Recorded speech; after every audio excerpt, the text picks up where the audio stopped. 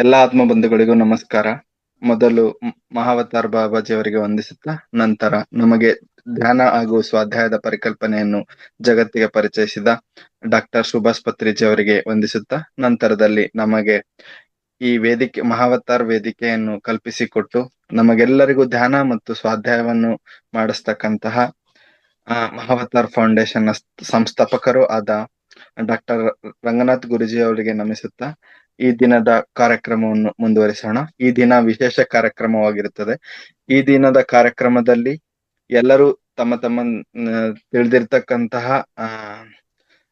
ಸಂಗೀತ ಚಟುವಟಿಕೆಗಳ ಮೂಲಕ ತಾವೆಲ್ಲರೂ ಭಾಗವಹಿಸ್ಬೇಕಾಗಿ ವಿನಂತಿ. ಯಾರಾದ್ರೂ ತಮ್ಗೆ ಹಾಡು ಅಥವಾ ಏನಾದ್ರೂ ಮಿಮಿಕ್ರಿ ಮಾಡೋರಿದ್ರೆ ದಯಮಾಡಿ ಹ್ಯಾಂಡ್ ರೈಸ್ ಮಾಡಿ. ಎಲ್ರಿಗೂ ಆಪರ್ಚುನಿಟಿ ಕೊಡಲಾಗುತ್ತದೆ.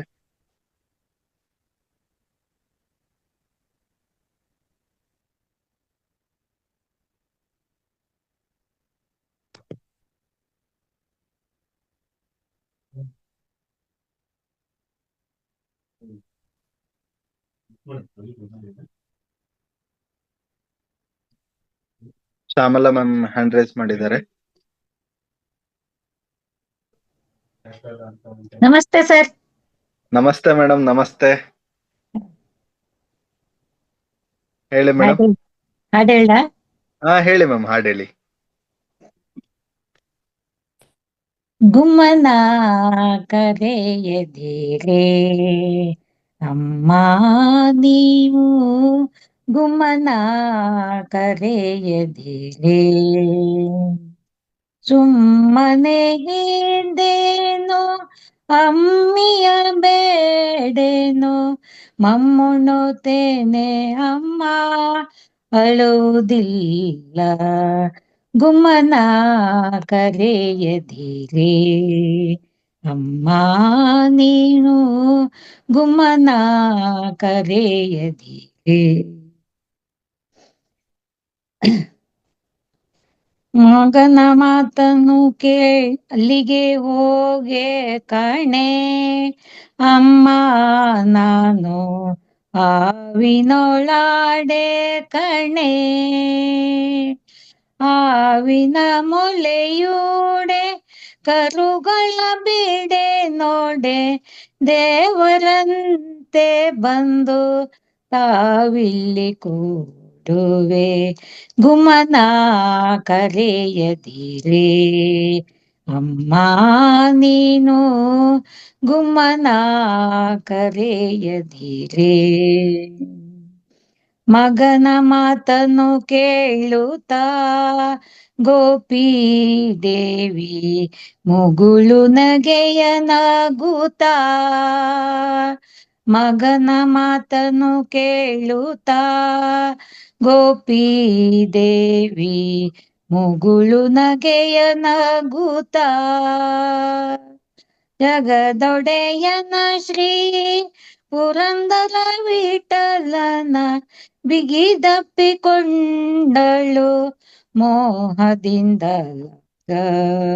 ಗುಮ್ಮನ ಕರೆಯದಿರೇ ಅಮ್ಮ ನೀನು, ಗುಮ್ಮನ ಕರೆಯದಿರೇ. ಅವಕಾಶಕ್ಕಾಗಿ ಧನ್ಯವಾದಗಳು. Thank you madam. ತುಂಬಾ ಚೆನ್ನಾಗಿ ಹಾಡು ಹೇಳಿದ್ರಿ. ಇದೊಂದು ಪ್ರಾರ್ಥನಾ ಗೀತೆ ತರನೇ ಇತ್ತು ಅಂತ ಹೇಳ್ಬೋದು. Thank you so much ma'am. ಹಾಗೆ ಎಲ್ಲಾ ಮಾಸ್ಟರ್ಸ್ ತಮ್ಮ ತಮ್ಮ ಅಭಿಪ್ರಾಯನಾದ್ರೂ ಶೇರ್ ಮಾಡ್ಕೋಬೇಕು, ಅಥವಾ ಯಾರು ಹೊಸ ಮಾಸ್ಟರ್ಸ್ ಬಂದಿದ್ದೀರೋ ದಯಮಾಡಿ ಅವ್ರಿಗೆ ಆಗಿರ್ತಕ್ಕಂತ ಅನುಭವವನ್ನು ಶೇರ್ ಮಾಡ್ಕೊಳ್ಳಿ.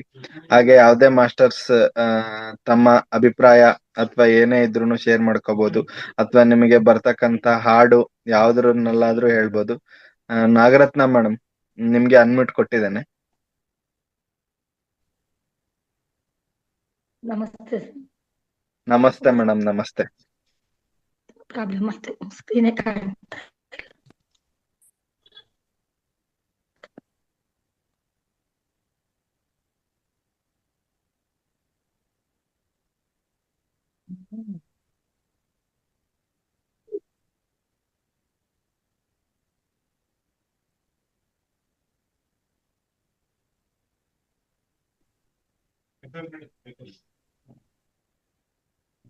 ನಾನು ಒಂದು ಹಾಡು ಹೇಳ್ತೀನಿ.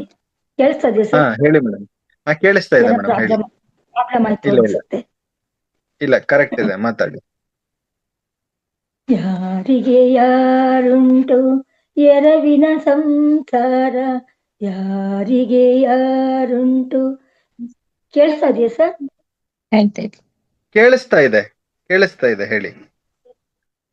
ಯಾರಿಗೆ ಯಾರುಂಟು ಎರವಿನ ಸಂಸಾರ, ನೀರ ಮೇಗಳ ಗುಳ್ಳೆ ನಿಜವೆಲ್ಲ ಹರಿಯೇ. ಯಾರಿಗೆ ಯಾರು, ಯಾರಿಗೆ ಯಾರುಂಟು ಎರವಿನ ಸಂಸಾರ, ನೀರ ಮೇಗಳ ಗುಳ್ಳೆ ನಿಜವಲ್ಲ ಹರಿಯೇ, ಹರಿಯೇ. ಬಾಯಾರಿತು ಎಂದು ಬಾವಿ ನೀರಿಗೆ ಪೋದೆ, ಬಾಯಾರಿತು ಎಂದು ಬಾವಿ ನೀರಿಗೆ ಪೋದೆ, ಬಾವಿ ಜಲಬತ್ತಿ ಬರಿದಾಯ್ತು ಹರಿಯೇ, ಹರಿಯೇ. ಯಾರಿಗೆ ಯಾರು, ಯಾರಿಗೆ ಯಾರು, ಯಾರಿಗೆ ಯಾರುಂಟು ಎರವಿನ ಸಂಸಾರ, ನೀರ ಮೇಗಳ ಗುಳ್ಳೆ ನಿಜವಲ್ಲ ಹರಿಯೇ, ನಿಜವಲ್ಲ ಹರಿಯೇ. ಬಿಸಿಲ ಬೇಗೆಯ ತಾಳದೆ ಮರದ ನೆರಳಿಗೆ ಪೋದೆ, ಬಿಸಿಲ ಬೇಗೆಯ ತಾಳದೆ ಮರದ ನೆರಳಿಗೆ ಪೋದೆ, ಮರಬಾಗಿ ಶಿರದ ಮೇಲೊರಗೀತು ಹರಿಯೇ, ಹರಿಯೇ. ಮರಬಾಗಿ ಶಿರದ ಮೇಲೊರಗೀತು ಹರಿಯೇ, ಹರಿಯೇ. ಯಾರಿಗೆ ಯಾರುಂಟು ಎರವಿನ ಸಂಸಾರ, ನೀರ ಮೇಗಳ ಗುಳ್ಳೆ ನಿಜವಲ್ಲ ಹರಿಯೇ, ನಿಜವಲ್ಲ ಹರಿಯೇ. ನಾ ಮಾಡಿದ ಕರ್ಮ ಬಲವಂತವಾದರೆ, ನಾ ಮಾಡಿದ ಕರ್ಮ ಬಲವಂತವಾದರೆ, ನೀ ನೀಡುವುದೇನೋ ಹರಿಯೇ, ನೀ ನೀಡುವುದೇನೋ ಹರಿಯೇ. ಯಾರಿಗೆ ಯಾರು, ಯಾರಿಗೆ ಯಾರು, ಯಾರಿಗೆ ಯಾರುಂಟು ಎರವಿನ ಸಂಸಾರ, ನೀರ ಮೇಗಳ ಗುಳ್ಳೆ ನಿಜವಲ್ಲ ಹರಿಯೇ, ನಿಜವಲ್ಲ ಹರಿಯೇ, ಹರಿಯೇ. ಹರಿ ಶ್ರೀನಿವಾಸ. ಧನ್ಯವಾದಗಳು ಮೇಡಮ್, ತುಂಬಾ ಚೆನ್ನಾಗಿ ಹೇಳಿದ್ರಿ. ಈಗಿನ ವಾಸ್ತವಕ್ಕೆ ಇದು ತುಂಬಾ ಕರೆಕ್ಟ್ ಆಗಿ ಸೂಟ್ ಆಗುತ್ತೆ ಅಂತ ಅನ್ನಿಸ್ತಿದೆ. ತುಂಬಾ ಚೆನ್ನಾಗಿ ಹೇಳಿದ್ರಿ ಮೇಡಮ್, ಧನ್ಯವಾದಗಳು. ಇನ್ನ ಒಂದೆರಡು ನುಡಿ ಇದೆ, ಸ್ವಲ್ಪ ಅದು ಮರ್ತಂಗಿದೆ, ಅದಕ್ಕೆ ಹೇಳಿಲ್ಲ. ಹಾ ಇನ್ನ ಮೇಡಮ್, ಒಂದೆರಡು ನುಡಿ ಇದೆ, ನೆಕ್ಸ್ಟ್ ಇನ್ನೊಂದ್ಸರಿ ಅವಕಾಶ ಕೊಟ್ಟಾಗ ಹೇಳ್ತೀನಿ. ತುಂಬಾ ಆಯ್ತು ಚೆನ್ನಾಗಿದೆ ಮೇಡಮ್. ಅದು. ಹಾ ಮೇಡಮ್, ಧನ್ಯವಾದ, ಧನ್ಯವಾದ, ಅವಕಾಶಕ್ಕಾಗಿ ಧನ್ಯವಾದ. ಧನ್ಯವಾದಗಳು madam. Thank you so much ma'am. ಹ್ಮ್.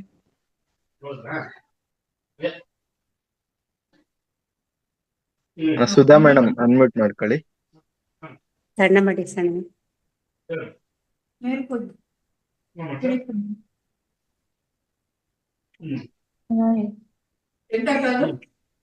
ಬಿಡಿ ಬಿಡ ತೋರಿಸ್ತೀನಿ ತೋರಿಸಿ ಡ್ಯಾನ್ಸ್ ಮಾಡಿ ಇದು ನೀವು ಹೇಳ್ತಾರಾ ಈಗ ಮೇಡಮ್ ಸ್ಟಾರ್ಟ್ ಮಾಡಿ ಮ್ಯಾಮ್. ಯಾರಿಗೆ ಹೇಳಿದ್ರು? ಹಲೋ ಸುಧಾ ಮೇಡಮ್ ಸ್ಟಾರ್ಟ್ ಮಾಡಿ ಮ್ಯಾಮ್.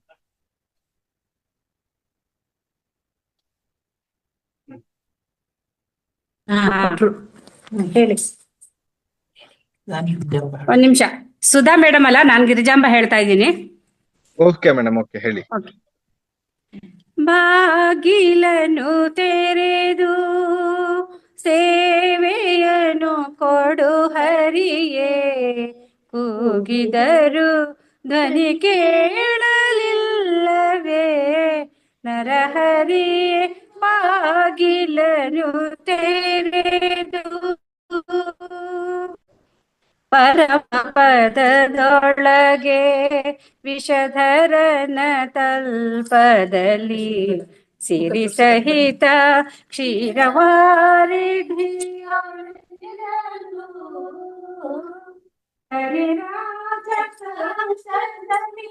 ಆದಿ ಮೂಲ ಎಂದು ಕರೆಯಲಾಕ್ಷಣ ಬಂದು ಒದಗಿದೆಯೋ ನರಹರಿ.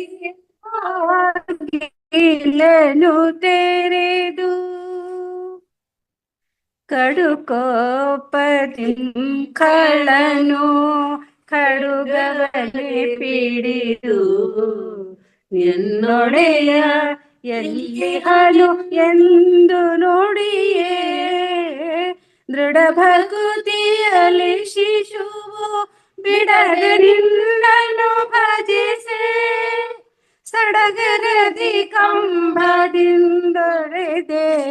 ನರಹರಿಯ ಬಾಗಿಲನು ತೆರೆದು ಸೇವೆಯನ್ನು ಕೊಡೋ ಹರಿಯೇ ಕೂಗಿದರು ಧ್ವನಿ ಕೇಳಲಿಲ್ಲವೇ ನರಹರಿಯೇ ಬಾಗಿಲನು ತೆರೆದು ಯಮಸುತನ ರಾಣಿಗೆ ಅಕ್ಷಯ ನವೀತೆ ಸಮಯದಲ್ಲಿ ಅಜಮಿಲನ ಹೊರೆದೆ ಸಮಯ ಉಂಟೆ ಭಕ್ತವತ್ಸಲ ನಿನಗೆ ಕಮಲಾಕ್ಷ ಕಾಗಿ ನೆಲೆಯಾದಿ ಕೇಶವನೇ ಬಾಗಿಲನು ತೆರೆದು ಸೇವೆಯನ್ನು ಕೊಡೋ ಹರಿಯೇ ಕೂಗಿದರು ಧ್ವನಿ ಕೇಳಲಿಲ್ಲವೇ ನರಹರಿಯೇ ಬಾಗಿಲನು ತೆರೆದು ಬಾಗಿಲನು ತೆರೆದು ಬಾಗಿಲನು ತೆರೆದು ಸೇವೆಯನ್ನು ಕೊಡೋ ಹರಿಯೇ. ಹರಿ ಓಂ. ಅವಕಾಶಕ್ಕಾಗಿ ಧನ್ಯವಾದಗಳು. ಹರಿ ಓಂ. ಇಲ್ಲಿಂದ ಅಂತ ಹೇಳ್ಬಿಡಿ.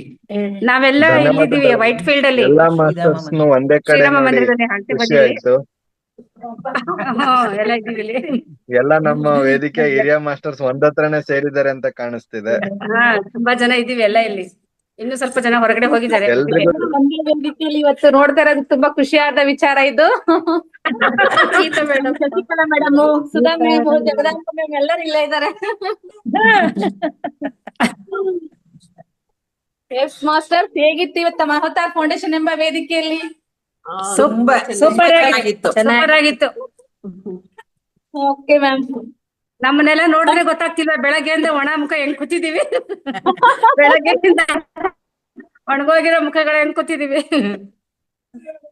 Okay masters, thank you so much. ಅದ್ಭುತವಾಗಿ ಎಲ್ಲರೂ ಸೇರ್ಕೊಂಡು ಎಂಜಾಯ್ ಮಾಡಿದೀರಾ. ನಾಳೆ ಒಂದಿನ ಎಂಜಾಯ್ ಮಾಡ್ಕೊಂಡು ಎಲ್ಲರೂ ಸೋಮವಾರ ಯಥಾ ಪ್ರಕಾರ ಬಂದು ವೇದಿಕೆಗೆ ಜಾಯಿನ್ ಆಗಿ. Madam, thank you. ಅವಕಾಶಕ್ಕಾಗಿ ಧನ್ಯವಾದಗಳು. ಧನ್ಯವಾದಗಳು. ಧನ್ಯವಾದಗಳು ಮೇಡಮ್. ತುಂಬಾ ಚೆನ್ನಾಗಿ ಹಾಡಾಡಿದ್ರಿ ಎಲ್ರು. ಧನ್ಯವಾದಗಳು. Thank you sir. ಈಗ ಇನ್ನು ಮಾಸ್ಟರ್ಸ್ಗೂ ಅವಕಾಶ ಇದೆ. ತಮ್ಮ ಅಭಿಪ್ರಾಯ ಯಾರಾದ್ರೂ ಹಂಚ್ಕೊಳ್ಳೋರಿದ್ರೆ ಹಂಚ್ಕೋಬಹುದು. ಯಾರು? ವೇದಾವತಿ ಮ್ಯಾಮ್ಗೆ ಅನ್ಮ್ಯೂಟ್ ಕೊಡ್ತೇನೆ.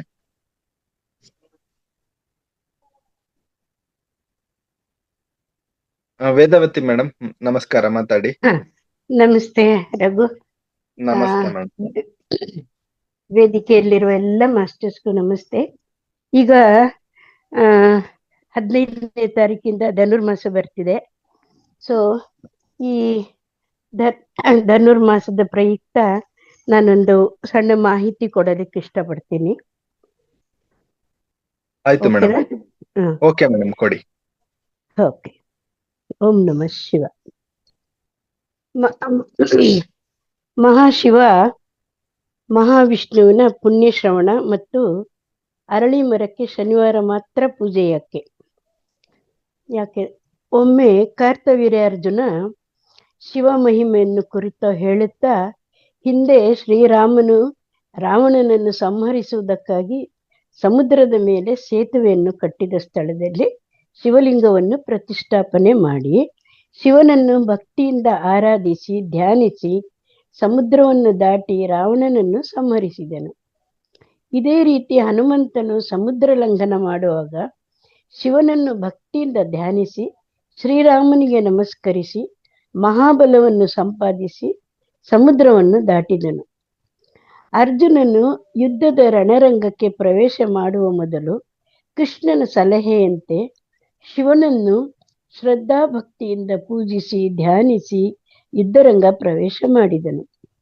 ಈ ರೀತಿ ಎಂತೆಂತಹ ಮಹಿಮಾನ್ವಿತರು ಪುಣ್ಯಪುರುಷರೆಲ್ಲರೂ ಮಹಾಶಿವನನ್ನು ಅನವರತ ಪೂಜಿಸಿ ಧ್ಯಾನಿಸಿ ಜಯವನ್ನು ಸಂಪಾದಿಸಿಕೊಂಡರು. ಅಂತೆಯೇ ಮಹಾಮಹಿಮನಾದ ಪರಮೇಶ್ವರನನ್ನು ಸ್ತ್ರೀಯರು ಆರಾಧಿಸಿ ತಮ್ಮ ತಮ್ಮ ಮನದಿಷ್ಟಾರ್ಥಗಳನ್ನೆಲ್ಲ ಪೂರೈಸಿಕೊಂಡರು.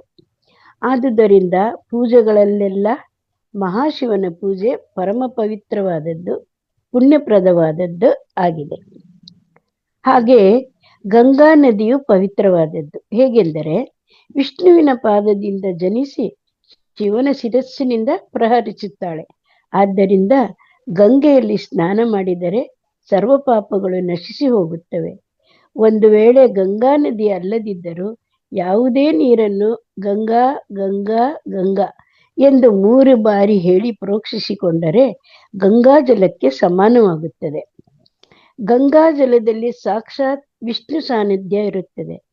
ಕಾರ್ತಿಕ ಮಾರ್ಗಶಿರ ಯಾವುದೇ ಪುಣ್ಯ ಮಾಸಗಳಲ್ಲಿ ಶಿವ ಮತ್ತು ವಿಷ್ಣುವಿನ ಆರಾಧನೆಯನ್ನು ಭಕ್ತಿಯಿಂದ ಮಾಡಿದರೆ ಸಕಲ ಪಾಪಗಳು ಪರಿಹಾರ ಆಗುವುದರೊಂದಿಗೆ ಸಾಕಷ್ಟು ಪುಣ್ಯವನ್ನು ಸಂಪಾದಿಸಬಹುದು. ಅರಳಿ ಮರದ ಕುರಿತು ಕಾರ್ತಿಕ ಮಾಸದ ಕಥೆ ಹೀಗಿದೆ. ಸಮುದ್ರ ಮಂಥನ ಕಾಲದಲ್ಲಿ ದೊರಕಿದ ಅನೇಕ ಅನಘ್ರ ವಸ್ತುಗಳಲ್ಲಿ ಲಕ್ಷ್ಮಿ ಮತ್ತು ಕೌಸ್ತುಭಗಳನ್ನು ಶ್ರೀಹರಿಗೆ ಅರ್ಪಿಸಲಾಯಿತು. ಉಳಿದ ಸಂಪತ್ತುಗಳನ್ನೆಲ್ಲ ದೇವತೆಗಳು ಹಂಚಿಕೊಂಡ್ರು. ಮಹಾವಿಷ್ಣು ಲಕ್ಷ್ಮಿಯನ್ನು ವಿವಾಹವಾದ ಸಮಯದಲ್ಲಿ ಲಕ್ಷ್ಮಿಯು ನಾರಾಯಣನಿಗೆ ಹೇಳಿದಳು, ಸ್ವಾಮಿ, ನನಗಿಂತ ಹಿರಿಯಳಾದ ನಮ್ಮ ಅಕ್ಕ ಜ್ಯೇಷ್ಠಾದೇವಿ ಇದ್ದಾಳೆ. ಹಿರಿಯಳಾದ ಅವಳಿಗೆ ಮದುವೆಯಾಗುವ ಮೊದಲೇ ಕಿರಿಯಳಾದ ನನಗೆ ಮದುವೆಯಾಯಿತು. ಆದ್ದರಿಂದ ಅವಳಿಗೂ ಬೇಗ ಮದುವೆ ಮಾಡಬೇಕು ಎಂದಳು. ಆಗ ನಾರಾಯಣನು ಉದ್ದಾಲಕ ಎಂಬ ಮಹರ್ಷಿಗೆ ಜ್ಯೇಷ್ಠಾದೇವಿಯ ಜೊತೆ ಮದುವೆ ಮಾಡಿ ಅವನಿಗೆ ಒಪ್ಪಿಸಿದರು. ಜ್ಯೇಷ್ಠಾದೇವಿಯು ನೋಡಲು ಸ್ಥೂಲಕಾಯ, ಕೆಂಪು ಕಣ್ಣುಗಳು, ಒರಟು ಮುಖ, ಮೊನಚು ಮಾತು ಈ ರೀತಿ ಇರುವ ಜ್ಯೇಷ್ಠ ಲಕ್ಷ್ಮಿಯನ್ನು ಮುನಿಯು ತನ್ನ ಆಶ್ರಮಕ್ಕೆ ಕರೆದೊಯ್ದನು. ಉದ್ದಾಲಕ ಋಷಿಯ ಆಶ್ರಮವು ಜ್ಯೇಷ್ಠಾದೇವಿಗೆ ಇಷ್ಟ ಆಗಲಿಲ್ಲ. ಅಲ್ಲಿ ನಡೆಯುವ ಹೋಮ, ಹೊಗೆ, ವೇದ ಘೋಷಣೆ, ಮಂತ್ರಪಠಣಗಳು ನೋಡೋದಕ್ಕೂ ಕೇಳೋದಕ್ಕೂ ಅವಳಿಗೆ ಆಗಲಿಲ್ಲ. ಆಗ ಅವಳು, ಹೇ ಮುನಿ, ಈ ಹೋಮ, ಹೊಗೆ, ಮಂತ್ರ, ಅತಿಥಿ ಸತ್ಕಾರ, ವೇದಗಳನ್ನು ಸ್ತುತಿಸುತ್ತಿರುವ ಬ್ರಾಹ್ಮಣರು, ಅನ್ಯೋನ್ಯರಾದ ದಂಪತಿಗಳು, ಪಿತೃಕಾರ್ಯ ನಡೆಯುವ ಸ್ಥಳ, ದಾನ ಧರ್ಮ ಮಾಡುವ ಜಾಗ, ಗುರುಪೂಜೆ ಮಾಡುವ ಸ್ಥಳ, ಮಕ್ಕಳಿಗೆ ಲಾಲಿ ಹಾಡಿ ತೂಗುವ ಜಾಗ, ನಲಿಯುವ ಮಕ್ಕಳು ಇರುವಂತ ಕಡೆಯಲ್ಲಿ ನನಗೆ ಉಸಿರು ಕಟ್ಟಿ ಹೋಗಿದೆ. ಇನ್ನು ಅರ್ಧ ಕ್ಷಣವು ನಾನಿಲ್ಲಿ ಇರಲಾರೆ ಎಂದಳು. ಉದ್ದಾಲಕನು, ಹಾಗಾದರೆ ನಿನಗೆ ಯಾವ ಸ್ಥಳ ಬೇಕು ಎಂದು ಕೇಳಿದನು. ಜ್ಯೇಷ್ಠಾದೇವಿ ಹೇಳಿದಳು, ಎಲ್ಲಿ ಹಗಲು ರಾತ್ರಿ ಗಂಡ ಹೆಂಡತಿ ಜಗಳ ಮಾಡ್ತಾರೋ, ಎಲ್ಲಿ ಅತಿಥಿಗಳಿಗೆ ನಿರಾಸೆಯಾಗುವುದು, ಯಾವ ಜಾಗದಲ್ಲಿ ವೃದ್ಧರು, ಸ್ನೇಹಿತರು, ಸಜ್ಜನರಿಗೆ ಅವಮಾನ ಆಗುವುದು, ಎಲ್ಲಿ ಬೈಗುಳ, ಅಶ್ಲೀಲ ಶಬ್ದ, ದುರಾಚಾರ, ದುರ್ನಡತೆ, ಪರಸ್ತ್ರೀ ಅಪಹರಣ, ಕಿರುಕುಳ, ಪರರ ದ್ರವ್ಯದ ಅಪಹರಣ, ಬ್ರಹ್ಮಹತ್ಯೆ, ಬ್ರಾಹ್ಮಣರ ನಿಂದನೆ ಇರುತ್ತದೆಯೋ ಅವೆಲ್ಲವೂ ನನಗೆ ದಯವಾದ ಸ್ಥಳ ಎಂದಳು. ಇಂತಹ ಹೊಲಸು ಮಾತುಗಳನ್ನು ಕೇಳಿದ ಉದ್ದಾಲಕನು ನೊಂದುಕೊಂಡನು. ಒಂದು ಕ್ಷಣವೂ ತನ್ನ ಆಶ್ರಮದಲ್ಲಿ ಇರಿಸಿಕೊಳ್ಳಲು ಅವನ ಮನಸ್ಸು ಒಪ್ಪಲಿಲ್ಲ. ಕುಟೀರದಿಂದ ಆಕೆಯನ್ನು ಕರೆದುಕೊಂಡು ಬೇರೆ ಸ್ಥಳ ಹುಡುಕುತ್ತಾ ಹೊರಟನು. ಎಷ್ಟು ಅಲೆದರೂ ಅಂಥ ಸ್ಥಳ ಸಿಗಲಿಲ್ಲ. ಹೋಗುತ್ತಿದ್ದ ರಸ್ತೆ ಬದಿಯಲ್ಲಿದ್ದ ಒಂದು ಅರಳಿ ಮರ ತೋರಿಸಿ, ನೀನು ಸ್ವಲ್ಪ ಹೊತ್ತು ಇಲ್ಲಿ ಕುಳಿತಿರೋ, ನಾನು ಸ್ಥಳವನ್ನು ಹುಡುಕಿ ಬಂದು ಕರೆದೊಯ್ಯುತ್ತೇನೆ ಎಂದು ಹೇಳಿ ಹೊರಟನು. ಗಂಡನ ಆಜ್ಞೆಯಂತೆ ಜ್ಯೇಷ್ಠಾದೇವಿಯು ಅಲ್ಲೇ ನಿಂತಿದ್ದಳು. ಎಷ್ಟು ದಿನಗಳಾದರೂ ಪತಿ ಉದ್ದಾನಕ ವಾಪಸ್ ಬರಲಿಲ್ಲ. ಗಂಡ ಬರದೇ ಇದ್ದ ಕಾರಣ ಆಕೆ ಜೋರಾಗಿ ಅಳತೊಡಗಿದಳು. ಅವಳ ದುಃಖವನ್ನಿರಿತ ಲಕ್ಷ್ಮೀನಾರಾಯಣರು ಅಲ್ಲಿಗೆ ಬಂದರು. ಶ್ರೀಹರಿಯು ಅಳುತ್ತಿರುವ ಜ್ಯೇಷ್ಠಾದೇವಿಯನ್ನು ಸಮಾಧಾನಪಡಿಸಿ, ಜ್ಯೇಷ್ಠ, ನೋಡು, ಈ ಅರಳಿ ಮರದಲ್ಲಿ ನನ್ನ ಸನ್ನಿಧಿ ಇರುತ್ತದೆ. ಆದ್ದರಿಂದ ನೀನು ಈ ವೃಕ್ಷದ ಮೂಲದಲ್ಲಿ ನೆಲೆಸು. ನಿನ್ನನ್ನು ಪ್ರತಿ ವರ್ಷ ಯಾರು ಪೂಜಿಸುತ್ತಾರೋ ಅವರಿಗೆ ಲಕ್ಷ್ಮಿ ಒಲಿಯುತ್ತಾಳೆ ಎಂದನು. ಹೀಗೆ ಶನಿವಾರ ಅರಳಿ ವೃಕ್ಷವನ್ನು ಯಾರು ಶ್ರದ್ಧಾಭಕ್ತಿಗಳಿಂದ ಪೂಜಿಸಿದರೆ ಹೇಗೆ ಲಕ್ಷ್ಮಿ ಕಟಾಕ್ಷವಾಗುತ್ತದೆ ಎಂಬುದು ಭಗವಂತನ ಮಾತು. ಇಂಥ ಪುಣ್ಯಪ್ರದವಾದ ಕಥೆಗಳನ್ನು ಯಾರು ಹೇಳಿ ಕೇಳುತ್ತಾರೋ ಅವರು ಸಕಲ ಪಾಪಗಳನ್ನು ಕಳೆದುಕೊಂಡು ವಿಷ್ಣು ಸಾಯುವ್ಯ ಪದವಿಯನ್ನು ಪಡೆಯುವರು ಎಂಬುದು ಮಹಾಮಹಿಮರ ಅಭಿಪ್ರಾಯವಾಗಿದೆ. ಎಲ್ಲ ವೃಕ್ಷಗಳ ರಾಜ ಎನಿಸಿಕೊಂಡಿದೆ ಅಶ್ವತ್ಥ ವೃಕ್ಷ. ಋಗ್ವೇದದಲ್ಲಿ ಈ ವೃಕ್ಷ ದೇವರೆನಿಸಿಕೊಂಡಿದ್ದಾರೆ. ಅಥರ್ವ ವೇದದಲ್ಲಿ ಇದನ್ನು ಎಲ್ಲಾ ದೇವರುಗಳ ಮನೆ ಎನ್ನಲಾಗುತ್ತಿದೆ. ಯಜುರ್ವೇದದಲ್ಲಿ ಪ್ರತಿ ಯಜ್ಞಕ್ಕೂ ಅರಳಿ ಮರ ಬೇಕೇ ಬೇಕು ಎನ್ನಲಾಗುತ್ತದೆ. ಅಂದರೆ ನಾಗರಿಕತೆ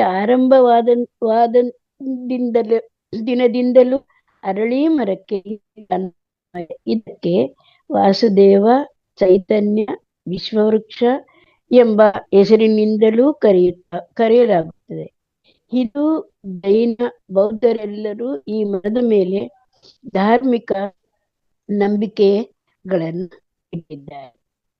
ಸರ್ವೇ ಜನ ಸುಖಿನೋ ಭವಂತು. ಧರ್ಮೋ ರಕ್ಷತೆ ರಕ್ಷಿತಃ. ಓಂ ಶ್ರೀ ಕೃಷ್ಣಾರ್ಪಣಮಸ್ತು. ಇಲ್ಲಿಗೆ ಧನ್ಯವಾದಗಳು. ಮಹತಾರ್ ಧನ್ಯವಾದಗಳು ಮ್ಯಾಮ್. ಅಭಿಪ್ರಾಯ ಕೊಟ್ಟಿ. ಧನ್ಯವಾದಗಳು ಮ್ಯಾಮ್. ಒಂದ್ ಗೊತ್ತಿರದಿರೋ ವಿಚಾರನ ಇವತ್ ನೀವು ಹೇಳಿದ್ದೀರಿ. ನೆಕ್ಸ್ಟ್ ಧನ್ಯವಾದಗಳು ma'am. Annapurna ma'am, over to you. ನಾನು US ಇಂದ ಮಾತಾಡ್ತಾ ಇದ್ದೀನಿ. ಒಂದು ಹಾಡು ಹೇಳ್ಬೇಕು ಅಂತ ಇದ್ದೀನಿ. ಹೇಳಿ ಮ್ಯಾಮ್, ಹೇಳಿ.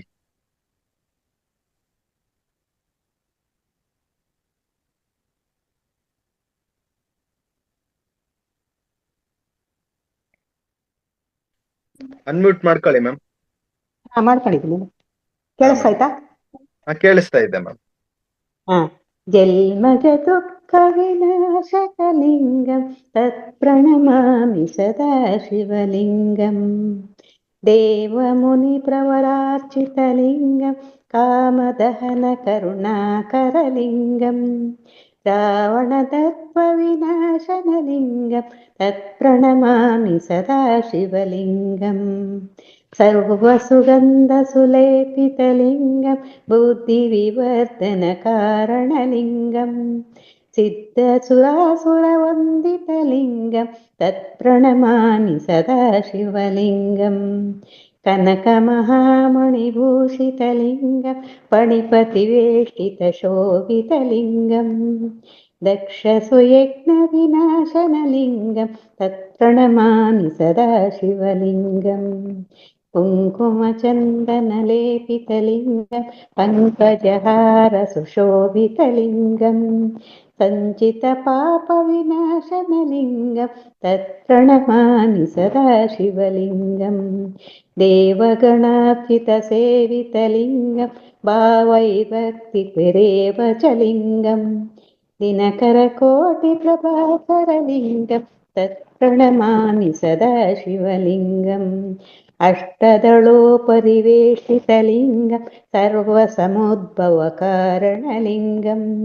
ಅಷ್ಟದರಿದ್ರ ವಿನಾಶಕಲಿಂಗಂ ತತ್ಪ್ರಣಮಾಮಿ ಸದಾ ಶಿವಲಿಂಗಂ. ಸುರಗುರು ಸುರವರ ಪೂಜಿತಲಿಂಗಂ ಸುರವನ ಪುಷ್ಪ ಸದಾರ್ಚಿತಲಿಂಗಂ. ಪರಾತ್ಪರಂ ಪರಮಾತ್ಮಕಲಿಂಗಂ ತತ್ಪ್ರಣಮಾಮಿ ಸದಾ ಶಿವಲಿಂಗಂ. ಲಿಂಗಾಷ್ಟಕಮಿದಂ ಪುಣ್ಯಂ ಯ ಪಠೇತ್ ಶಿವಸನ್ನಿಧೌ ಶಿವಲೋಕ ಮಹಾಪೋತಿ ಶಿವೇನ ಸಹ ಮೋದಿತೆ. ನಮಸ್ಕಾರ. ಈ ಅವಕಾಶ ಕೊಟ್ಟಿದ್ದಕ್ಕಾಗಿ ತುಂಬಾ ಥ್ಯಾಂಕ್ಸ್. ಧನ್ಯವಾದಗಳು ಮ್ಯಾಮ್. ಶಿವನ್ ಹಾಡನ್ನ ತುಂಬಾ ಚೆನ್ನಾಗಿ ಹಾಡದ್ರಿ. Thank you. Thank you. Nagaratna ma'am, unmute ಮಾಡ್ಕೊಳ್ಳಿ. ನಮಸ್ತೆ ಸರ್. ವೇದಾವತಿ ಮೇಡಮ್ ಇನ್ಯಾರಾದ್ರೂ ಇದ್ರೆ ಅವಕಾಶ ಕೊಡಿ, ಇಲ್ಲ ಅಂದ್ರೆ ಪರವಾಗಿಲ್ಲ. ಒಂಚೂರು ವೇದಾವತಿ ಮೇಡಮ್ ಮಾತಾಡಿದ್ರಲ್ಲ, ಅದ್ರ ಬಗ್ಗೆ ಒಂಚೂರು ಅನ್ಸಕ್ಕೆ ಇತ್ತು, ಅದನ್ನ ಹೇಳೋಣ ಅಂತ ಮಾಡಿದೆ. ಹೇಳಿ ಮ್ಯಾಮ್, ಹೇಳಿ. ಅದು ವಿಡಿಯೋ ಯಾಕೋ ಸರಿ ಇದಾಗ್ತಾ ಇಲ್ಲ. ಹೇಳ್ತೀನಿ. ಏನಂದ್ರೆ ಅದೇ ಅರಳಿ ಮರಕ್ಕೆ ಅದೇ ಶನಿವಾರ ಮಾತ್ರ ಪೂಜೆ ಮಾಡ್ಬೇಕು ಅಂತಾನೆ ಹೇಳಿದ್ರಲ್ವಾ. ಅದು ಏನು ಅಂತ ಅವ್ರ ಕಥೆ ಎಲ್ಲ ಹೇಳಿದ್ರು, ತುಂಬಾ ಚೆನ್ನಾಗಿತ್ತು. ಜೊತೆಗೆ ಅರಳಿ ಮರ ಯಾವುದು ಇದು ಮಟನ್ ಅಂದ್ರೆ ಮಾಂಸಾಹಾರಿಗಳೆಲ್ಲ ಅದನ್ನ ಮುಟ್ಲೂಬಾರ್ದು. ಆ ದಿನ ಅದನ್ನ ಶನಿವಾರನೇ ಅಲ್ಲ, ಬೇರೆ ದಿನ ಕೂಡ ಅದನ್ನ ಉರುವಲ್ಗಾಗ್ಲಿ ಯಾತಕ್ಕೂ ಬಳಸಬಾರ್ದು ಅಂತ ಒಂದು ಇದೆ. ಅದ್ರ ಬಗ್ಗೆ ಹೇಳ್ಬೇಕಿತ್ತು. ಜೊತೆಗೆ ಹಳ್ಳಿ ಮರಗಳು ನಾವ್ ಎಷ್ಟೇ ಬೀಜ, ಬೇರೆ ಎಲ್ಲ ಬೀಜಗಳನ್ನ ತಗೊಂಡೋಗಿ ನಾವು ಹಾಕ್ಬೋದು, ಅದು ಬರುತ್ತೆ, ಬೀಜಗಳು ಸಸಿ ಬರುತ್ತೆ. ಬಟ್ ಅರಳಿ ಮರ ಮಾತ್ರ ಯಾರು ಹಾಕೋದು ಇಲ್ಲ. ಆ ಬೀಜ ಹಾಕಿದ್ರೆ ಅದು ಕೂಡ ಬರಲ್ಲ ಅಂತ ಒಂದು ವಿಷಯ ಹೇಳೋದಕ್ಕೆ ಇಷ್ಟಪಟ್ಟೆ. ಒಂದು ಮೂಲ ಮೂಲತಃ ಬ್ರಹ್ಮರೂಪಾಯ, ಮಧ್ಯತೋ ವಿಷ್ಣು ಸ್ವರೂಪ, ಅಗ್ರತೋ ಶಿವರೂಪಾಯ, ವೃಕ್ಷರಾಜಾಯ ನಮೋ ನಮಃ ಅಂತ. ಮೂಲದಲ್ಲಿ ಬ್ರಹ್ಮ, ಮಧ್ಯದಲ್ಲಿ ವಿಷ್ಣು, ಮತ್ತೆ ಅರಳಿ ಮರದ ಮೇಲ್ಗಡೆ ತುದಿ ಭಾಗದಲ್ಲಿ ಶಿವ ಕೂಡ ವಾಸವಾಗಿರ್ತಾನೆ ಅಂತ. ಬೆಳಗ್ಗೆ ಎದ್ದ ತಕ್ಷಣ ಸ್ಪರ್ಶ ಅಲ್ಲ, ದರ್ಶನ ಒಳ್ಳೇದು ಅಂತ. ಸ್ಪರ್ಶಕ್ಕೆ ಮಾತ್ರ ಶನಿವಾರ ಮಾತ್ರ. ಕೇಳ್ತಾ ಇದೆಯಾ ಸರ್? ಕೇಳಿಸ್ತಾ ಇದೆ ಮೇಡಮ್, ಹೇಳಿ. ಸ್ಪರ್ಶ ಮಾತ್ರ ಮಾಡಬಾರ್ದು, ದರ್ಶನಕ್ಕೆ ಯಾವಾಗ್ಲೂ ಅದು ಅರ್ಹತೆ ಇದೆ ಅರಳಿ ಮರ ಅಂತ ಹೇಳೋದಕ್ಕೆ ಇಷ್ಟಪಟ್ಟೆ. ಅದು ಮೂಲದಲ್ಲಿ ಅದೇ ಮೂಲತಃ ಬ್ರಹ್ಮ ರೂಪಾಯ, ಮೂಲದಲ್ಲಿಂದ ಕೆಳಗಡೆ ಒಂದು ಬ್ರಹ್ಮನ್ ರೂಪದಲ್ಲಿ ಇರ್ತಾರಂತೆ. ಮಧ್ಯತಃ ವಿಷ್ಣು ಸ್ವರೂಪ, ಮಧ್ಯದಲ್ಲಿ ವಿಷ್ಣು ಸ್ವರೂಪ, ಅಗ್ರತಃ ಶಿವರೂಪಾಯ, ಮೇಲ್ಗಡೆ ತುದಿನಲ್ಲಿ ಶಿವ ವಾಸ ಮಾಡ್ತಾನಂತೆ.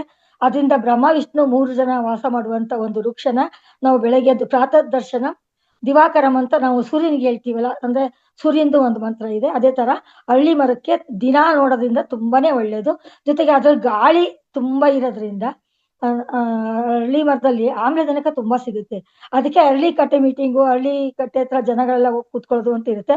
ಬಟ್ ಸಂಜೆ ಟೈಮು ಕೂತ್ಕೋಬಾರ್ದು, ಮುಸ್ಸಂಜೆ ಆದ್ಮೇಲೆ ಕೂತ್ಕೋಬಾರ್ದು ಹಳ್ಳಿ ಮರದ ಹತ್ರ ಅಂತ ಕೂಡ ಇದೆ.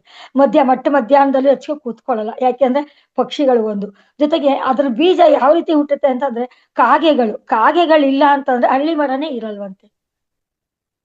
ಅದು ನನಗೆ ವಿಶೇಷವಾಗಿ ಗೊತ್ತಾಗಿತ್ತು. ಯಾವ್ದೋ ಭಾಗವತ ಕ್ಲಾಸಲ್ಲಿ ಯಾರೋ ಭಾಗವತರು ಹೇಳಿದ್ದು ಕೇಳಿಸ್ಕೊಂಡಿದ್ದೆ ಸರ್.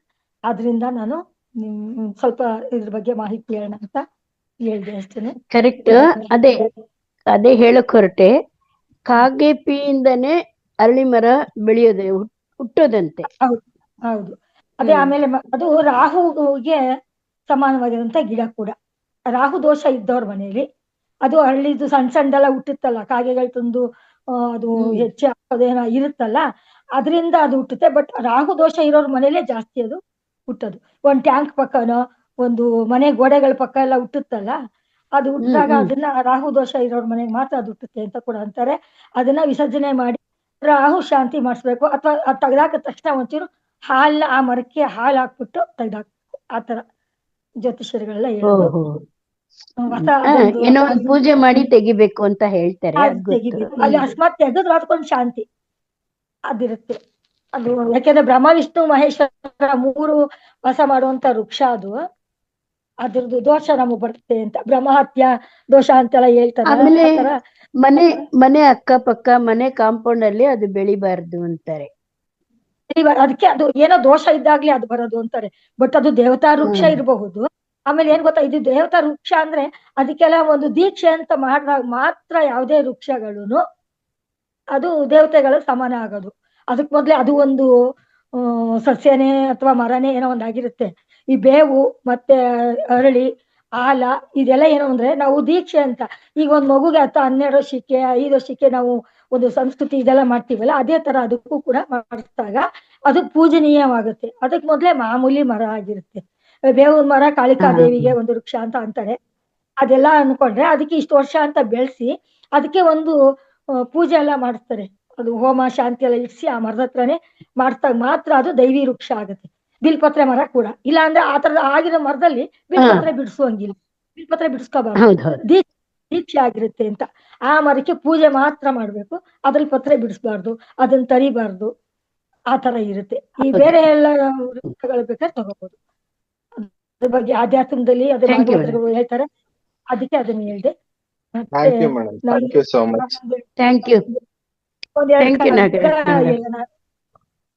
ಅದು ವಿಷಯ ಗೊತ್ತಿತ್ತಲ್ಲ, ನಮಗ್ ಗೊತ್ತಿರೋದನ್ನ ಬೇರೆಯವ್ರಿಗೆ ಹೇಳೋಣ ಅಂತ ಇಷ್ಟಪಟ್ಟು ಹೇಳಿದೆ. ತಪ್ಪು ಭಾವಿಸ್ಬೇಡಿ. ಮತ್ತೆ ಒಂದು ಕಗ್ಗ ಹೇಳೋಣ ಅಂತ ಇದ್ದೀನಿ. ತಿಳಿವಲು ಮಾತಾಡು, ಬಕದಂತೆ ಧ್ಯಾನಿಸು, ಆನೆಯಲು ಮೀಯುತ್ತ ಮೇಕೆಯಲು ತಿನ್ನು, ಪ್ರಾಣಿಗಳ ಪಕ್ಷಿಗಳ ಗುರುವೆಂದು ಅನುಸರಿಸಿ ಜಾಣನಾಗೆಲೋ ಜಗದಿ ಶ್ರೀನಿವಾಸ. ಗಿಣಿ ಒಲ್ಲು ಮಾತಾಡು, ಗಿಳಿ ರೀತಿ ಮಾತಾಡ್ಬೇಕಂತೆ. ಬಕದಂತೆ ಧ್ಯಾನಿಸು. ಬಕ ಅಂದ್ರೆ ಅದೇ ಇದು ನೀರಲ್ಲಿ ಇರುತ್ತಲ್ಲ, ಪಕ್ಷಿ ಒಂಟಿ ಕಾಲೆಲ್ಲ ನಿಂತ್ಕೊಂಡಿರುತ್ತೆ, ಅದಕ್ಕೆ ಬಕ ಅಂತಾರೆ. ಒಂದೊಂದು ಒಂದೊಂದು ಭಾಷೆ ಇರುತ್ತೆ. ಅದ್ರ ರೀತಿ ಅದು ಧ್ಯಾನಿಸ್ತಾ ಇರುತ್ತಂತೆ. ಬಕದಂತೆ ಧ್ಯಾನಿಸು. ಆನೆಯಲು ಮೀಯುತ್ತ. ಆನೆ ರೀತಿ, ಆನೆಗೆ ನೀರ್ ಕಂಡ್ರೆ ತುಂಬಾ ಇಷ್ಟ. ಅದು ನೀರಲ್ಲಿ ಆಟ ಆಡೋದು, ತಾನೇ ಎರ್ಚ್ಕೊಳ್ಳೋದು, ಮತ್ತೆ ಆ ತರ ಮೀಯೋದು ಅಂತಂದ್ರೆ ಮೀಯೋದು ಆನೆ ತರ ಸ್ನಾನ ಮಾಡೋದು. ನಿಧಾನಕ್ಕೆ ಅದ್ ಮಾಡಿ ಸ್ನಾನ ಮಾಡ್ಕೊಂಡು ಅದು ಖುಷಿಯಾಗಿರುತ್ತೆ. ಮೇಕೆಯಳು ತಿನ್ನು. ಮೇಕೆ ನಾವ್ ಏನೇ ಕೊಟ್ಟರು ಅದು ಒಂದು ಚೂರೇ ತಿನ್ನೋದು. ಒಂದ್ ರೆಂಬೆ ತಂದು ಕೊಟ್ಟರು ಒಂದೊಂದೇ ಎಲೆ ಸೋಸಿ ನೋಡಿ ತಿನ್ನುತ್ತೆ, ಒಂದೊಂದೇ ಎಲೆನೇ ತಿನ್ನುತ್ತೆ. ಮೇಕೆಯಲು ತಿನ್ನು. ಪ್ರಾಣಿಗಳ ಪಕ್ಷಿಗಳ ಗುರುವೆಂದು ಅನುಸರಿಸು. ಪ್ರಾಣಿ ಪಕ್ಷಿಗಳೆಲ್ಲ ನಮಗೆ ಗುರು ರೀತಿ. ಯಾಕೆಂದ್ರೆ ಅವು ಅದ್ರಲ್ಲೆಲ್ಲ ಒಂದೊಂದು ಬೋಧನೆ ಕೂಡ ಅದನ್ನ ತಿಳ್ಕೊಂಡು ಅರ್ಥಕೊಂಡ್ರೆ ಪ್ರಾಣಿಯಿಂದನೂ ಕೂಡ ನಾವು ಎಷ್ಟೋ ನಾವು ಬುದ್ಧಿಗಳನ್ನ ಕಲಿಬಹುದು, ಅರಿವು ಇರುತ್ತೆ ಅದ್ರಲ್ಲಿ. ಅದನ್ನ ಅದನ್ನ ತಿಳ್ಕೊಂಡ್ರೆ ನಾವು ಜಾಣನಾಗೆಲೋ ಜಗದಿ ಶ್ರೀನಿವಾಸ. ಅದಕ್ಕೆ ಅರ್ಥ ಅದು ಅಂತ ನಾನು ಇಲ್ಲಿ ಬರ್ಕೊಂಡಿದ್ದೆ, ಅದನ್ನ ಹೇಳಕ್ ಇಷ್ಟಪಟ್ಟೆ. ಬಾಳೊಂದು ಸ್ಪರ್ಧೆಯಲ್ಲ ಕಾಲರಾಯನ ಜೊತೆಗೆ ಆಳು ಗೆಡುವಲು ಬೇಡ. ಒಂದೊಂದು ನಿಮಿಷ ಆಳಾಗಿ ನೀ ದುಡಿಯೆ ಬಾಳು ಸಗ್ಗದ ತೋಟ. ಬಾಳು ಕ್ಷಣ ಕ್ಷಣ ನೀನು ಶ್ರೀನಿವಾಸ. ಬಾಳೊಂದು ಸ್ಪರ್ಧೆ ಅಲ್ಲ, ಬಾಳು ಒಂದು ಆಟ ಅಲ್ಲ, ಅದು ಕಾಲರಾಯನ ಜೊತೆಗೆ ಆಳು ಗೆಡವಲು ಬೇಡ. ನೀನು ಕಾಲರಾಯ ಅಂತ ಅಂದ್ರೆ ಅದು ಒಂದು ಯಮ ಅಂತಾನೆ ಅನ್ಕೋತಾರೆ. ಕಾಲ ಅಂದ್ರೆ ಯಮಂಗೂ ವಹಿಸ್ತಾರೆ. ಅಂದ್ರೆ ಕೆಟ್ಟವ್ರ ಜೊತೆ ನಾವು ಆಟ ಆಡ್ಕೊಂಡು ಅದೆಲ್ಲ ಟೈಮ್ ವೇಸ್ಟ್ ಮಾಡ್ಕೋಬಾರ್ದು. ಒಂದೊಂದು ನಿಮಿಷ ಕೂಡ ನಾವು ಆಳಾಗಿ ದುಡಿದ್ರೆ ಸಗ್ಗದ ಕೈತೋಟ. ನಾವು ದುಡ್ದಷ್ಟು ಸಗ್ಗದ ಕೈತೋಟ ಅಂದ್ರೆ ಸ್ವರ್ಗದ ರೀತಿ. ಒಂದ್ ತೋಟ ನಾವು ಚೆನ್ನಾಗಿ ಎಲ್ಲ ಹದ ಮಾಡಿ ಹೂ ಗಿಡ ಎಲ್ಲ ಬೆಳೆಸಿದ್ರೆ ಎಷ್ಟು ಸ್ವರ್ಗದ ತರ ಕಾಣಿಸ್ತಲ್ವಾ. ಆತರ ನಮ್ ಬಾಳು ಕೂಡ ನಾವು ಆರಾಮಾಗಿ ನಾವು ಬಾಳ್ಕೊಂಡು ಹೋಗ್ಬೋದು ಅನ್ನೋದಕ್ಕೆ ಶ್ರೀನಿವಾಸನ ಕಗ್ಗದಲ್ಲಿ ಇತ್ತು ಒಂದೆರಡು ನುಡಿಗಳು. ಅವಕಾಶ ಕೊಟ್ಟಿಕ್ಕೆ ತುಂಬಾ ಧನ್ಯವಾದ sir. Thank you ma'am, thank you so much. Geetha ಅಕ್ಕ. ಎಸ್ ಪಾ, ಥ್ಯಾಂಕ್ ಯು ಸೋ ಮಚ್ ಅವಕಾಶಕ್ಕಾಗಿ. ಎಲ್ಲಾ ಮಾಸ್ಟರ್ಸ್ ತುಂಬಾ ಚೆನ್ನಾಗಿ ಅವರವರ ಅಭಿಪ್ರಾಯವನ್ನು ತಿಳಿಸಿದ್ರು. ಹಾಡುಗಳಾಗಿರ್ಬೋದು, ಒಂದು ಕಗ್ಗ ಆಗಿರ್ಬೋದು, ತುಂಬಾ ಚೆನ್ನಾಗಿ ಅದ್ಭುತವಾಗಿ ಇಲ್ಲಿ ವಿವರಣೆಯನ್ನು ನೀಡಿದ್ರು. ನಾವಿವತ್ತು ಒಂದೆರಡು ಪತ್ರಿಜಿ ವಾಣಿಗಳನ್ನ ವಿವರಣೆ ಕೊಡೋಣ ಅಂತ ಅನ್ಕೊಂಡಿದೀನಿ. ಎಸ್ ಮಾಸ್ಟರ್ಸ್, ಎಲ್ರಿಗೂ ಆತ್ಮೀಯವಾದ ನಮನಗಳು. ನಾನು ನಿಮ್ಮ ಗುರುವಲ್ಲ, ಇದು ಪತ್ರಿಜಿ ವಾಣಿ. ನಾನು ನಿಮ್ಮ ಗುರುವಲ್ಲ, ನಿಮ್ಮ ಶ್ವಾಸವೇ ನಿಮ್ಮ ಗುರು. ನನ್ನ ಪಾದವನ್ನು ಹಿಡಿದುಕೊಳ್ಳಬೇಡಿರಿ, ನನ್ನ ಪದವನ್ನು ಹಿಡಿದುಕೊಳ್ಳಿ ಅಂತಂದೇಳಿ ಎಷ್ಟು ಅದ್ಭುತವಾಗಿ ಹೇಳಿದ್ದಾರೆ ನೋಡಿ ಮಾಸ್ಟರ್ಸ್ ಇಲ್ಲಿ. ನಾನು ನಿಮ್ಮ ಗುರುವಲ್ಲ. ನಾವೆಲ್ಲ ಬೇರೆ ಕಡೆಗೆಲ್ಲ ನೋಡ್ತಾ ಇದೀವಿ, ಏನಾದ್ರೂ ಒಂದ್ ಕಡೆ ಓದ್ವಿ ಅಂತಂದ್ರೆ ಗುರು ಮತ್ತೆ ಶಿಷ್ಯತ್ವ ಬೆಳೆದ್ ಬಿಡುತ್ತೆ. ಆದ್ರೆ ಇಲ್ಲಿ ನಮ್ಮ ಪತ್ರಿಜಿ ಅವ್ರು ಹೇಳ್ಬಿಟ್ಟಿದ್ದಾರೆ, ನಾನು ನಿಮ್ಮ ಗುರುವಲ್ಲ, ನಿಮ್ಮ ಶ್ವಾಸವೇ ನಿಮ್ಮ ಗುರು ಅಂತ ಹೇಳಿದ್ದಾರೆ. ಹಾಗಾಗಿ ಮತ್ತೆ ನಾನು ಜಗತ್ತಿಗೆ ಧ್ಯಾನವನ್ನು ಪಸರಿಸಿದ್ದೇನೆ, ಎಲ್ರಿಗೂ ಪರಿಚಯ ಮಾಡ್ಕೊಟ್ಟಿದ್ದೀನಿ. ನಿಮ್ಮ ಧ್ಯಾನ ಶಕ್ತಿಯಿಂದ ನೀವು ಎಲ್ಲವನ್ನು ಆರೋಗ್ಯವನ್ನು ಉತ್ತೇಜನ ಮಾಡ್ಕೋಬಹುದು ಅಂತ ಹೇಳಿದ್ದಾರೆ. ಆದರೆ ಇಲ್ಲಿ ಪತ್ರಿಜಿ ಅವ್ರು ಏನ್ ಹೇಳಿದಾರೆ ಅಂದ್ರೆ, ನನ್ನ ಪಾದವನ್ನು ಹಿಡಿಬೇಡ್ರಿ. ಎಲ್ರು ಗುರು ಅಂದ ತಕ್ಷಣಕ್ಕೆ ನಮಸ್ಕಾರ ಅಂತ ಹೇಳಿ ಕಾಲಿಗೆ ಅಡ್ಡ ಬೀಳ್ತೀವಿ, ಉದ್ದುದ್ದ ಬೀಳ್ತೀವಿ. ಹಾಗಾಗಿ ನಿಮ್ಮ ತಲೆ ಅದ್ಭುತವಾದದ್ದು. ಆ ಅದ್ಭುತವಾದ ತಲೆಯನ್ನ ತೆಗೆದುಕೊಂಡು ಹೋಗಿ ಬೇರೆ ಯಾರ ಕಾಲಿಗೆ ಇಡ್ತೀರಾ ನೀವು, ಯಾಕೆ ಇಡ್ತೀರಾ ಅಂತ ಹೇಳ್ಬಿಟ್ಟು ನಮ್ಮ ಕಾಲಿಗೆ ಬೀಳ್ಬೇಡ್ರಿ, ನೀವು ನನ್ನ ಪದವನ್ನು ಹಿಡೀರಿ ಅಂತ ಹೇಳಿದ್ದಾರೆ. ನೋಡ್ರಿ ಅದ್ಭುತ. ಸರ್ ಹೇಳ್ತಾ ಇದ್ದಾರೆ, ನಿಮ್ಮ ಶ್ವಾಸವೇ ನಿಮ್ಮ ಗುರು. ಇಂತಿಂತ ಪದಗಳನ್ನ ಹೇಳಿದಾರಲ್ಲ, ಇಂಥ ಪದಗಳನ್ನ ನೀವು ಕ್ಯಾಚ್ ಮಾಡ್ರಿ, ಇಂಥ ಪದಗಳನ್ನ ಅರ್ಥ ಮಾಡ್ಕೊಂಡು ನೀವು ಅದ್ಭುತವಾಗಿ ಜೀವಿಸಿ ಅಂತ ಇಲ್ಲಿ ಹೇಳಿದ್ದಾರೆ ನಮ್ಮ ಪತ್ರಿಜಿ ಸರ್ ಅವರು. ಹಾಗೆ ಇನ್ನೊಂದು ನೋಡೋದಾದ್ರೆ, ನಾವು ಕೀಲು ಗೊಂಬೆಗಳಲ್ಲ, ಸ್ವತಃ ಭಗವಂತರು ಅಥವಾ ದೇವರುಗಳು. ಅಂದ್ರೆ ನಾವು ಕೀಲು ಗೊಂಬೆಗಳಲ್ಲ, ಯಾರೋ ಆಡ್ಸಿದಂಗೆ ಆಡುವಂತ ನಾವು ಕೀಲು ಗೊಂಬೆಗಳಲ್ಲ. ಇಲ್ಲಿ ನಾವೇ ಭಗವಂತರು ಅಥವಾ ದೇವರುಗಳು ಅಂತಂದೇಳಿ. ನಮ್ಮ ದೇಹವೇ ದೇವಾಲಯ ಅಂತೇಳಿ ಗೊತ್ತಾಗಿದೆ ನಮ್ಗೆ. ನಮ್ಮ ಆತ್ಮ ಅನ್ನೋದು ಭಗವಂತ ಅಥವಾ ನಾವೇ ದೇವರು ಅಂತ ಇಲ್ಲಿ ಆಗಿರುವಾಗ ಎಂತ ಅದ್ಭುತವಾಗಿ ಪತ್ರಿಜಿ ಅವರು ಹೇಳಿದ್ದಾರೆ. ಇಂಥ ವಾಣಿಗಳನ್ನ ನಾವು ಪ್ರತಿದಿನನೂ ಕೇಳ್ತಾ ಇರ್ಬೇಕು. ಒಂದೆರಡನ್ನು ಓದ್ತಾ ಇದ್ರೆ ಏನಿಷ್ಟು ಮನಸ್ಸಿಗೆ ಒಂಥರ ಆನಂದ ಅಂತ ಅನ್ಸುತ್ತೆ. ಅದೇ ರೀತಿ ಇಲ್ಲಿ ಇನ್ನೊಂದು ನೋಡೋದಾದ್ರೆ ಮಾಸ್ಟರ್ಸ್, ಇಲ್ಲಿ ಜೀವನ ಎಂದರೆ ಒಂದು ನಾಟಕ ಮಾತ್ರ. ಜೀವನ ಎಂದರೆ ಒಂದು ನಾಟಕ ಮಾತ್ರ. ನೀನು ಯಾವ ಪಾತ್ರವನ್ನು ಆಯ್ಕೆ ಮಾಡಿಕೊಂಡಿರುವೆಯೋ ಆ ಪಾತ್ರದಲ್ಲಿ ಸಂಪೂರ್ಣವಾಗಿ ಜೀವಿಸಬೇಕು. ಜೀವನ ಎಂದರೆ ಒಂದು ನಾಟಕ. ನಾವೆಲ್ಲ ಇಲ್ಲಿ ಬಂದಿದೀವಿ ಒಂದ್ ನಾಟಕ ಮಾಡ್ಲಿಕ್ಕೆ. ಯಾವ್ಯಾವ ಪಾತ್ರ ಅಂತಂದೇಳಿ, ಅಕ್ಕ ಆಗಿರ್ಬೋದು, ಅಣ್ಣ ಆಗಿರ್ಬೋದು, ತಮ್ಮ, ಹೆಂಡತಿ, ಎಲ್ಲ ಪಾತ್ರಧಾರಿಗಳು ನಾವೆಲ್ಲ ಇಲ್ಲಿ ಬಂದಿರೋದಿಲ್ಲಿ ಒಂದ್ ನಾಟಕ ಮಾಡ್ಲಿಕ್ಕೋಸ್ಕರ ಬಂದಿದೀವಿ, ಒಂದು ಅನುಭವಕ್ಕೋಸ್ಕರ ಬಂದಿದೀವಿ ನಾವು ಈ ಭೂಮಿಗೆ. ಹಂಗಾಗಿ ನಮ್ಮ ಪಾತ್ರವನ್ನ ನಾವು ಸರಿಯಾಗಿ ನಿಭಾಯಿಸ್ಬೇಕು. ಮತ್ತೆ ನಾವು ಯಾವ ಪಾತ್ರವನ್ನು ಮಾಡ್ತಿದೀವಿ ಅಂತಂದೇಳಿ ಆಯ್ಕೆ ಮಾಡ್ಕೊಂಡು ಬಂದಿರ್ತೀವಲ್ಲ ಈ ಭೂಮಿ ಮೇಲೆ, ನಾವು ಆ ಪಾತ್ರದಲ್ಲಿ ನಾವು ಸರಿಯಾಗಿ ನಿಭಾಯಿಸ್ಬೇಕು. ಆ ಪಾತ್ರವನ್ನು ಸಂಪೂರ್ಣವಾಗಿ ಜೀವಿಸ್ಬೇಕು. ನಾವು ಅಲ್ಲೇ ಇರ್ಬೇಕು, ಕಾಯ ವಾಚ ಮನಸ್ಸ ಅದೇ ಇರ್ಬೇಕು. ನಾವು ಈ ಒಂದು ಸ್ಥಾನದಲ್ಲಿ ಬಿಟ್ಬಿಟ್ಟು ಮತ್ತೆ ಬೇರೆ ಏನೋ ಒಂದು ಯೋಚನೆ ಮಾಡ್ತಿದ್ರೆ ಅಲ್ಲಿ ಸಂಪೂರ್ಣವಾಗಿ ನಾವು ಅಲ್ಲಿ ಇರ್ಲಿಕ್ಕೆ ಸಾಧ್ಯ ಇಲ್ಲ. ಮತ್ತೆ ಅದರಲ್ಲಿ ಯಶಸ್ಸು ಸಹ ನಮ್ಗೆ ಸಿಗ್ಲಿಕ್ಕೆ ಸಾಧ್ಯ ಇಲ್ಲ. ಹಾಗಾಗಿ ಪತ್ರಿಜಿ ವಾಣಿಗಳನ್ನ ಈ ತರ ಅದ್ಭುತವಾಗಿದ್ದಾವೆ. ತುಂಬಾ ಮಾಸ್ಟರ್ಸ್ ಎಲ್ಲ ಪುಸ್ತಕ ನೋಡಿ ತಗೋಬಹುದು ಅನ್ಸುತ್ತೆ. ಯಾಕೆಂದ್ರೆ ಪತ್ರಿಜಿಯ ದಿವ್ಯ ಸಂದೇಶಗಳಂತ ಹೇಳಿ ಒಂದು ಪುಸ್ತಕ ಇದೆ ಮಾಸ್ಟರ್ಸ್. ಅದರಲ್ಲಿ ಎಂತೆಂತ ಅದ್ಭುತವಾದ ವಾಣಿಗಳಿದಾವೆ, ನಮ್ಮ ಜೀವನಕ್ಕೆ ಹತ್ರವಾದಂತವು ಮತ್ತೆ ಸತ್ಯವಾದಂತವೇ. ಅರ್ಥ ಮಾಡ್ಕೋಬೇಕಷ್ಟೇ ನಾವ್ ಇದ್ ನೋಡಿ. ಅವಕಾಶ ಮಾಡ್ಕೊಟ್ಟಿದ್ಕೆ ರಘುಗೆ ಧನ್ಯವಾದಗಳು. ನಿಮ್ಗೂ ಸಹ ಕೇಳಿಸಿಕೊಂಡಿದ್ದಕ್ಕೆ ಥ್ಯಾಂಕ್ ಯು ಸೋ ಮಚ್. ಅಕ್ಕ, ತುಂಬಾ ದಿನಗಳ ನಂತರ ನಮ್ ವೇದಿಕೆಗೆ ಬಂದು ಒಂದ್ ಒಳ್ಳೆ ಪತ್ರಿಜಿ ಅವರ ವಾಣಿನ ಹೇಳಿದಿರಿ. ಥ್ಯಾಂಕ್ ಯು ಅಕ್ಕ, thank you so much. Yes, thank you ಪಾ, ಥ್ಯಾಂಕ್ ಯು.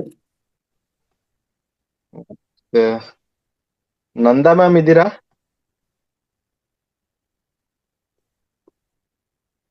ಮಾಸ್ಟರ್ಸ್, ಇನ್ನು ಇವತ್ತು ಶನಿವಾರ ವಿಶೇಷ ಸಂಚಿಕೆ. ರೇವತಿ ಮ್ಯಾಮ್ ಇಲ್ಲ ಅಂತ ಅನ್ನಂಗಿಲ್ಲ. ರಘು ಇದಾರೆ, ನಂದಾ ಮ್ಯಾಮ್ ಇದಾರೆ, ಮತ್ತೆ ವಿಲಾಸ್ ಸರ್ ಇದಾರೆ. ಎಲ್ಲ ಮಾಸ್ಟರ್ಸ್ ಇದೀವಿ, ಎಲ್ಲರದ್ದು ಇದು ವೇದಿಕೆ. ಹಾಗಾಗಿ ಎಲ್ಲರೂ ಹಾಗೆ ನಿಮ್ಮ ಸಣ್ಣಗೌಡ ಸರ್ ಕೂಡ ಇದ್ದಾರೆ. ಸಣ್ಣಗೌಡ ಸರ್ ಇದಾರೆ.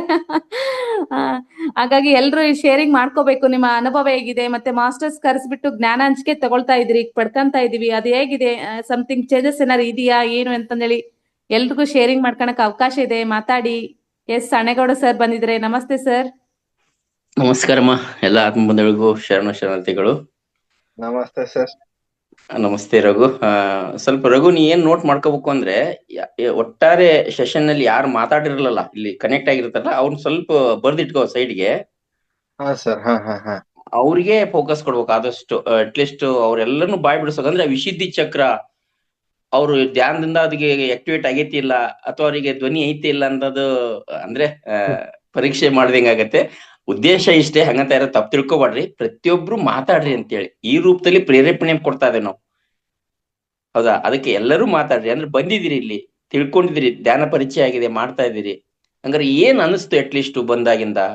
ಕೆಲವ್ರು ಹೇಳ್ತಾರ, ನೋಡಿ ಸರ್, ನಾನು 3 ತಿಂಗಳಾಯ್ತು 6 ತಿಂಗಳಾಯ್ತು ಧ್ಯಾನ ಮಾಡಕತ್ತಿ, ಒಟ್ಟಾರೆ ನನಗೆ ಕುಂದ್ರ ಸಾಕು, ನನ್ ಬಾಡಿ ಪೇನ್ ಬರುತ್ತೆ, ಕುಂದ್ರಕ ಆಗ್ತಾ ಇಲ್ಲ ಅಂತ ಕೆಲವ್ರು ಹೇಳ್ತಾರೆ.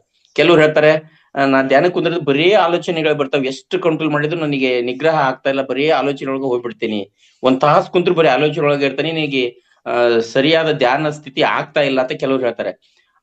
ಅದೊಂದ್ ಪ್ರಶ್ನೆ ಕೇಳಿದ್ರೆ ಸೊಲ್ಯೂಷನ್ ನಿಮ್ಗೆ ಹೇಳ್ಬಹುದು. ಅಟ್ಲೀಸ್ಟ್ ನಿಮಗೆ ಆದ ಸಮಸ್ಯೆ ಬೇರೆಯವ್ರಿಗೆ ಆಗಿರುತ್ತೆ, ಆಲ್ರೆಡಿ ಹಿರಿಯ ಮಾಸ್ಟರ್ಗೆ ಅದಕ್ಕೆ ಪರಿಹಾರ ಸಿಗುತ್ತೆ. ನೀವು ಕೇಳದೇ ಇದ್ರೆ ಏನು ಸಿಗಲ್ಲ.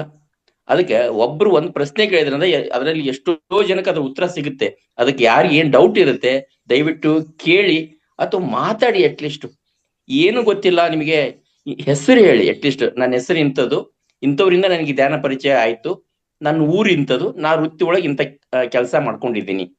ಅಟ್ಲೀಸ್ಟ್ ಅಷ್ಟು ಹೇಳಿದ್ರೆ ನಮ್ದು ಪ್ರತಿ ಶನಿವಾರ ಬೆಳಗಿನ ಸೆಷನ್ಗೆ ಏನು ಕಿರುಚಿತ್ರಗಳನ್ನ ಮಾಡ್ತಾರೆ ನೋಡಿ, ಅಲ್ಲಿ ನಿಮಗೆ ಕೆಲವೊಂದಿಷ್ಟು ಪಾತ್ರಗಳನ್ನು ಕೊಡ್ಲಿಕ್ಕೆ ಅನುಕೂಲ ಆಗತ್ತೆ. ಕೆಲವ್ರು ಹಾಡು ಹೇಳ್ತೀರ, ಕೆಲವು ಒಳ್ಳೆ ವಾಯ್ಸ್ ಇರುತ್ತೆ, ಆ ಧ್ವನಿ ಇಂಪಾದ ಧ್ವನಿಗೆ ಕೆಲವೊಂದಿಷ್ಟು ಹಾಡುಗಳನ್ನು ಈ ತರದ ಹಾಡು ಹೇಳ್ರಿ ಅಂತ ನಾನು ಪ್ರೇರೇಪಣೆ ಕೊಡ್ತೀವಿ ನಾವು. ಆ ಹಾಡನ್ನು ನೀವು ಹೇಳಿದ್ರೆ ಇನ್ನೂ ಒಂಥರ ಕೇಳುಗರಿಗೆ ಇಂಪಾಗಿರುತ್ತೆ. ಆಮೇಲೆ ನೀವು ಕೂಡ ನಿಮ್ಮ ಧ್ವನಿನೂ ಕೂಡ ಹೈಪ್ ಆಗುತ್ತೆ ಅಲ್ಲಿ ಹೇಳೋದ್ರಿಂದ, ಸಮಾಜಕ್ಕೆ ಪರಿಚಯ ಆಗುತ್ತೆ. ನೀವು ಇದೀರಿ ಅಂತದ್ ಹೆಂಗ್ ಗೊತ್ತಾಗ್ಬೇಕು? ಏನೋ ನಿಮ್ ಮನೆಯಾಗಿದ್ದೀರಾ, ಏನೋ ವೃತ್ತಿ ಮಾಡ್ಕೊಂಡಿದ್ದೀರಾ, ಅಪ್ಪ ಅಮ್ಮಗೆ ಗೊತ್ತು, ನಿಮ್ಮ ಅಣ್ಣ ತಮ್ಮಗಳಿಗೆ ಗೊತ್ತು, ಅಥವಾ ನಿಮ್ಮ ಸಂಬಂಧಿಕರ ಫ್ರೆಂಡ್ಸಿಗೆ ಅಷ್ಟು ಗೊತ್ತು. ಹೊರಗಡೆ ಪ್ರಪಂಚಕ್ಕೆ ನೀವು ಇದೀರಿ ಅಂತ ಹೆಂಗ್ ಗೊತ್ತಾಗತ್ತೆ? ಇಂತಹ ವೇದಿಕೆ ಇದು ಸ್ಪಿರಿಚುವಲ್ ಕೊಟ್ಟಿರ್ತಕ್ಕಂತ ವೇದಿಕೆ. ಇದು ಪತ್ರಿಜಿ ಗುರುಗಳು ಪ್ರೇರೇಪಣೆಯಿಂದ ರಂಗನಾಥ್ ಗುರುಜಿ ಮಾಡ್ಯಾರ ಅಂತಂದ್ರೆ ನಿಮ್ಮಂತರಲ್ಲಿ ಇರ್ತಕ್ಕಂಥ ಕಲೆಯನ್ನು ಹೊರ ಹಾಕ್ಲಿಕ್ಕೆ ಕೊಟ್ಟಿರ್ತಕ್ಕಂಥ ಒಂದು ವೇದಿಕೆ. ನಿಮಗೆ ಯಾಕೆ ಪರಿಚಯ ಆಯ್ತು? ಇದು ಬೇರೆಯವ್ರಿಗೆ ಆಗೋದೈತಲ್ಲ ನೋಡಿ. ಕರ್ನಾಟಕ ರಾಜ್ಯದೊಳಗೆ 6 ಕೋಟಿ ಜನ ಇದಾರೆ, ಅವ್ರಿಗೆ ಗೊತ್ತಿಲ್ಲ ಇದು, ನಿಮಗೆ ಮಾತ್ರ ಪರಿಚಯ ಆಗಿದೆ ಇದು. ಅಂದ್ರೆ ನಿಮ್ಮಲ್ಲಿ ಆಧ್ಯಾತ್ಮಿಕ ಹಿಂದಿಂದ ಜನರು ಬಂದಿದೆ, ಅದು ಹೊರಗಡೆ ಜಗತ್ತಿಗೆ ಗೊತ್ತಾಗಬೇಕು. ನಿಮ್ಮಲ್ಲಿ ಕೆಲವೊಂದಿಷ್ಟು ಕಲೆಗಳಿದಾವೆ, ವಿಶೇಷ ಗುಣಗಳಿದಾವೆ ನಿಮ್ಮಲ್ಲಿ, ಅವು ಹೊರಗಡೆ ಪ್ರಪಂಚಕ್ಕೆ ಗೊತ್ತಾಗದೆ. ಇವಾಗ ನೀವು ಬಾಯ್ ಬಿಟ್ಟು ಮಾತಾಡಿದ್ರೆ ಮಾತ್ರ ಗೊತ್ತಾಗತ್ತೆ. ಅದಕ್ಕೆ ಇಲ್ಲಿ ವೆಲ್ಕಮ್ ಬನ್ನಿ, ಸ್ವಾಗತ, ಹೇಳಿ ಅನ್ಮ್ಯೂಟ್ ಮಾಡ್ಕೊಳ್ಳಿ, ಮಾತಾಡಿ ಅಂತ ಹೇಳೋದೇ ಅದಕ್ಕೆ. ನಿಮ್ಮಲ್ಲಿರ್ತಕ್ಕಂಥ ಕಲೆಯನ್ನು ಹೊರ ತೆಗಿಲಿಕ್ಕೆ, ಇವತ್ತು ಬೆಳಗಿನ ಸೆಷನ್ ಅಲ್ಲಿ ಸುಮಾರು ಜನ ಇವತ್ತು ಹಾಡು ಹೇಳಿದ್ರು, ಚೆನ್ನಾಗಿ ಮಾತಾಡಿದ್ರು. ಮಧ್ಯಾಹ್ನ ಸೆಷನ್ ಅಲ್ಲೂ ಕೂಡ ಒಳ್ಳೆ ಇಂಪಾಗಿ ಹಾಡು ಹೇಳಿದ್ರು. ಕೇಳಿಗೆ ಒಂಥರ ಖುಷಿ ಇತ್ತು. ಆಮೇಲೆ ಇನ್ನೊಂದು ಏನ್ ಕಲಾಕಾರರಂದ್ರೆ ಇಲ್ಲಿ ಈ ಕೆಲವೊಂದು ಬೇರೆ ರೀತಿಯ ಹಾಡುಗಳಲ್ಲ, ಆ ಹಾಡಿಗೆ ಈ ಸಾಹಿತ್ಯನ ಕೊಡಿಸ್ತಾರೆ. ಹಾಡಿನ ಶೈಲಿ ಅದು, ಸಾಹಿತ್ಯ ಹೊಸದು. ಎಷ್ಟು ಮಜಾ ಇರುತ್ತೆ ನೋಡ್ರಿ ಕೇಳುಗರಿಗೆ. ಆ ತರ ಮಾಡ್ತಕ್ಕಂಥ ಕಲೆ ನಿಮ್ಮಲ್ಲೂ ಇರುತ್ತೆ, ನೀವ್ ಯಾಕೆ ಮಾಡಬಾರ್ದು? ಆಮೇಲೆ ಬೇರೆ ಬೇರೆ ಸಿನಿಮಾ ನೋಡ್ತೀರಿ, ನಾಟಕಗಳು ನೋಡ್ತೀರಿ, ಅಲ್ಲಿ ಬೇರೆ ಬೇರೆ ಕಲಾವಿದರು ಕೊಟ್ಟಿರ್ತಕ್ಕಂಥದ್ದು ಕೆಲವೊಂದು ಹಾಸ್ಯ ಪ್ರಸಂಗಗಳು ಇರ್ತಾವ. ಆ ಹಾಸ್ಯ ಪ್ರಸಂಗಕ್ಕೆ ದಾಟಿಗೆ ಇಲ್ಲಿರ್ತಕ್ಕಂಥ ನಡೀತಕ್ಕಂಥ ಕೆಲವೊಂದು ವಿಷಯಗಳನ್ನು ಸೇರಿಸಬಹುದಲ್ಲ. ಕ್ರಿಯೇಟಿವ್ ಮೈಂಡ್ ನಿಮ್ಮಲ್ಲಿ ಉತ್ಪತ್ತಿ ಆಗುತ್ತೆ.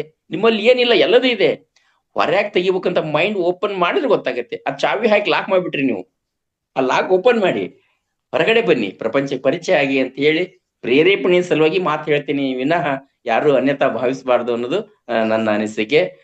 ಎಸ್ ರಘು, ಆದಷ್ಟು ಹೊಸಬ್ರನ್ನ ಹುಡುಕಿ ಅನ್ಮ್ಯೂಟ್ ಕೊಡಿ ನೋಡೋಣ, ಮಾತಾಡಿ. ಸರ್, ಇವರು ಅನ್ನಪೂರ್ಣ ಮೇಡಮ್ ಹ್ಯಾಂಡ್ ರೈಸ್ ಮಾಡಿದ್ದಾರೆ. ಮೇಡಮ್ ಮಾತಾಡಿ ಮ್ಯಾಮ್ ತಾವು.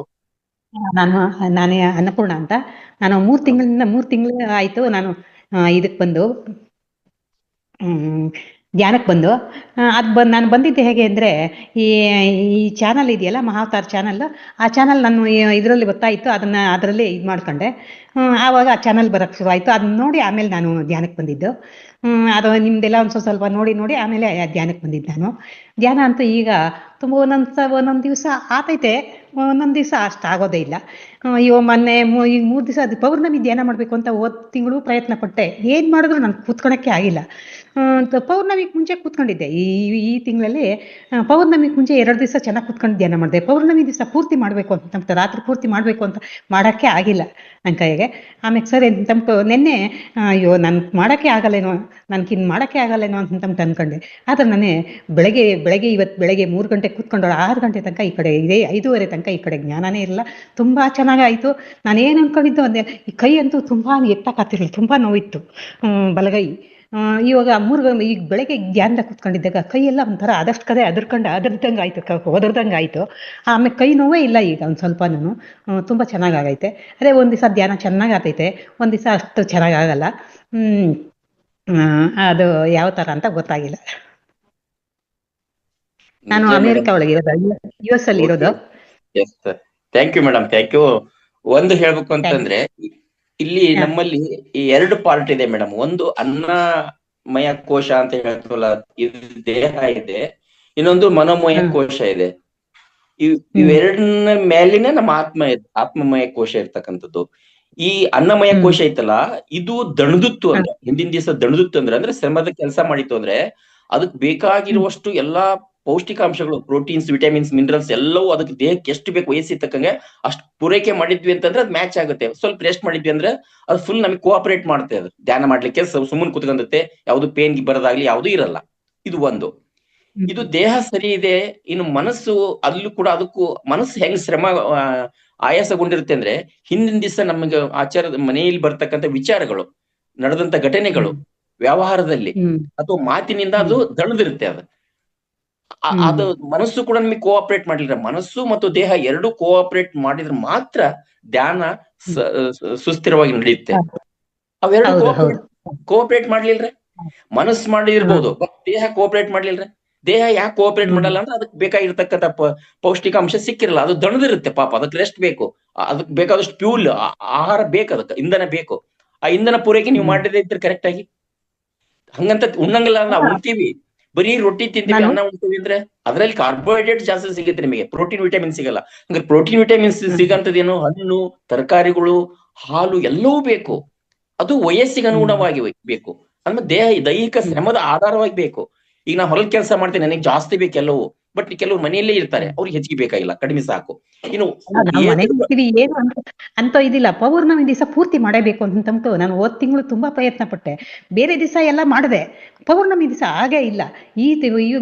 ಪೌರ್ಣಮಿಯಿಂದ ಅನ್ಕೊಂತ ಇದೆ, ಈ ಪೌರ್ಣಮಿಗೆ ಮಾಡ್ಲೇಬೇಕು ಅಂತ ಬೆಳಗ್ಗೆಯಿಂದ ಹೆಚ್ಚು ಕಮ್ಮಿ ಅವಾಗ ಮಾಡ್ತಾನೆ ಇದ್ದೆ. ರಾತ್ರಿ ಮಾತ್ರ ಒಂದ್ ಸ್ವಲ್ಪ ಹೊತ್ತು ಕುತ್ಕೊಳಕ್, ಯಾವಾಗೂ 2 ಗಂಟೆ ಆದ್ರೂ ಕುತ್ಕೊಂಡು ಮಾಡ್ತೀನಿ. ಪೌರ್ಣಮಿ ದಿವಸ ಮಾತ್ರ ಮಾಡಕ್ಕೆ ಆಗಿಲ್ಲ ನನ್ನ ಕೈಗೆ. ಗೊತ್ತಿಲ್ಲ ನೆಕ್ಸ್ಟ್ ಪೌರ್ಣಮಿಗೆ. ಅದೇ ಈ ತರದ ಮುಂಜಾಗ್ರತೆ ಇದ್ದಾಗ ನಾವೇನ್ ಮಾಡ್ಬೇಕು ಅಂದ್ರೆ ಥಾಟ್ಸ್ ಹಾಕ್ಬೇಕು, ವಿಜುವಲೈಸ್ ಮಾಡ್ಬೇಕು. ಈಗ ಉದಾಹರಣೆಗೆ ನೀವು ನಾಳೆ ಏನಾದ್ರು ದೇವ್ರಿಗೆ ಹೋಗ್ಬೇಕು ಅಂದಿತ್ತು ಅಂದ್ರೆ ಹಿಂದಿನ ದಿವಸ ಯಾವ ತರ ಪ್ರಿಪರೇಷನ್ ಮಾಡ್ತೀರಿ? ನೀರು ಮನೆಯಲ್ಲಿ ಐತೆ ಇಲ್ಲ ಸಾಕಾಗುವಷ್ಟು ಸ್ನಾನ ಮಾಡಿ ಹೋಗ್ಲಿಕ್ಕೆ, ಹೂಗೆ ಪೂಜೆ ಮಾಡ್ಲಿಕ್ಕೆ ಹೂಗಳು, ಬಟ್ಟೆಗಳು ಎಲ್ಲ ರೆಡಿ ಇದಾವ ಇಲ್ಲ, ಬ್ಯಾಗ್ಸ್ ಎಲ್ಲ ರೆಡಿ ಇದಾವ, ಪ್ರಿಪೇರ್ ಮಾಡ್ಕೊಳ್ತಿರಲ್ಲ. ಹಾಗೆ ನಾಳೆ ಪೂರ್ಣಿಮೆ ಧ್ಯಾನಕ್ಕೆ ಕುಂದಿರ್ತೀವಿ ಅಂತ ಅಂದ್ರೆ ಹಿಂದಿನ ದಿವಸ ನಮ್ಮ ಕೆಲಸ ಕಾರ್ಯಗಳ ಮೇಲೆ ನಾವು ಆಹಾರ ಎಷ್ಟು ಸೇವನೆ ಮಾಡ್ಬೇಕು. ಈ ಕುಂದ್ರೋದಂತ ಜಾಸ್ತಿ ಹೆವಿ ಊಟ ಮಾಡಿದ್ರೆ ಕುಂದ್ರಕ್ಕಾಗಲ್ಲ, ನಿದ್ದೆ ಬಂದ್ಬಿಡುತ್ತೆ.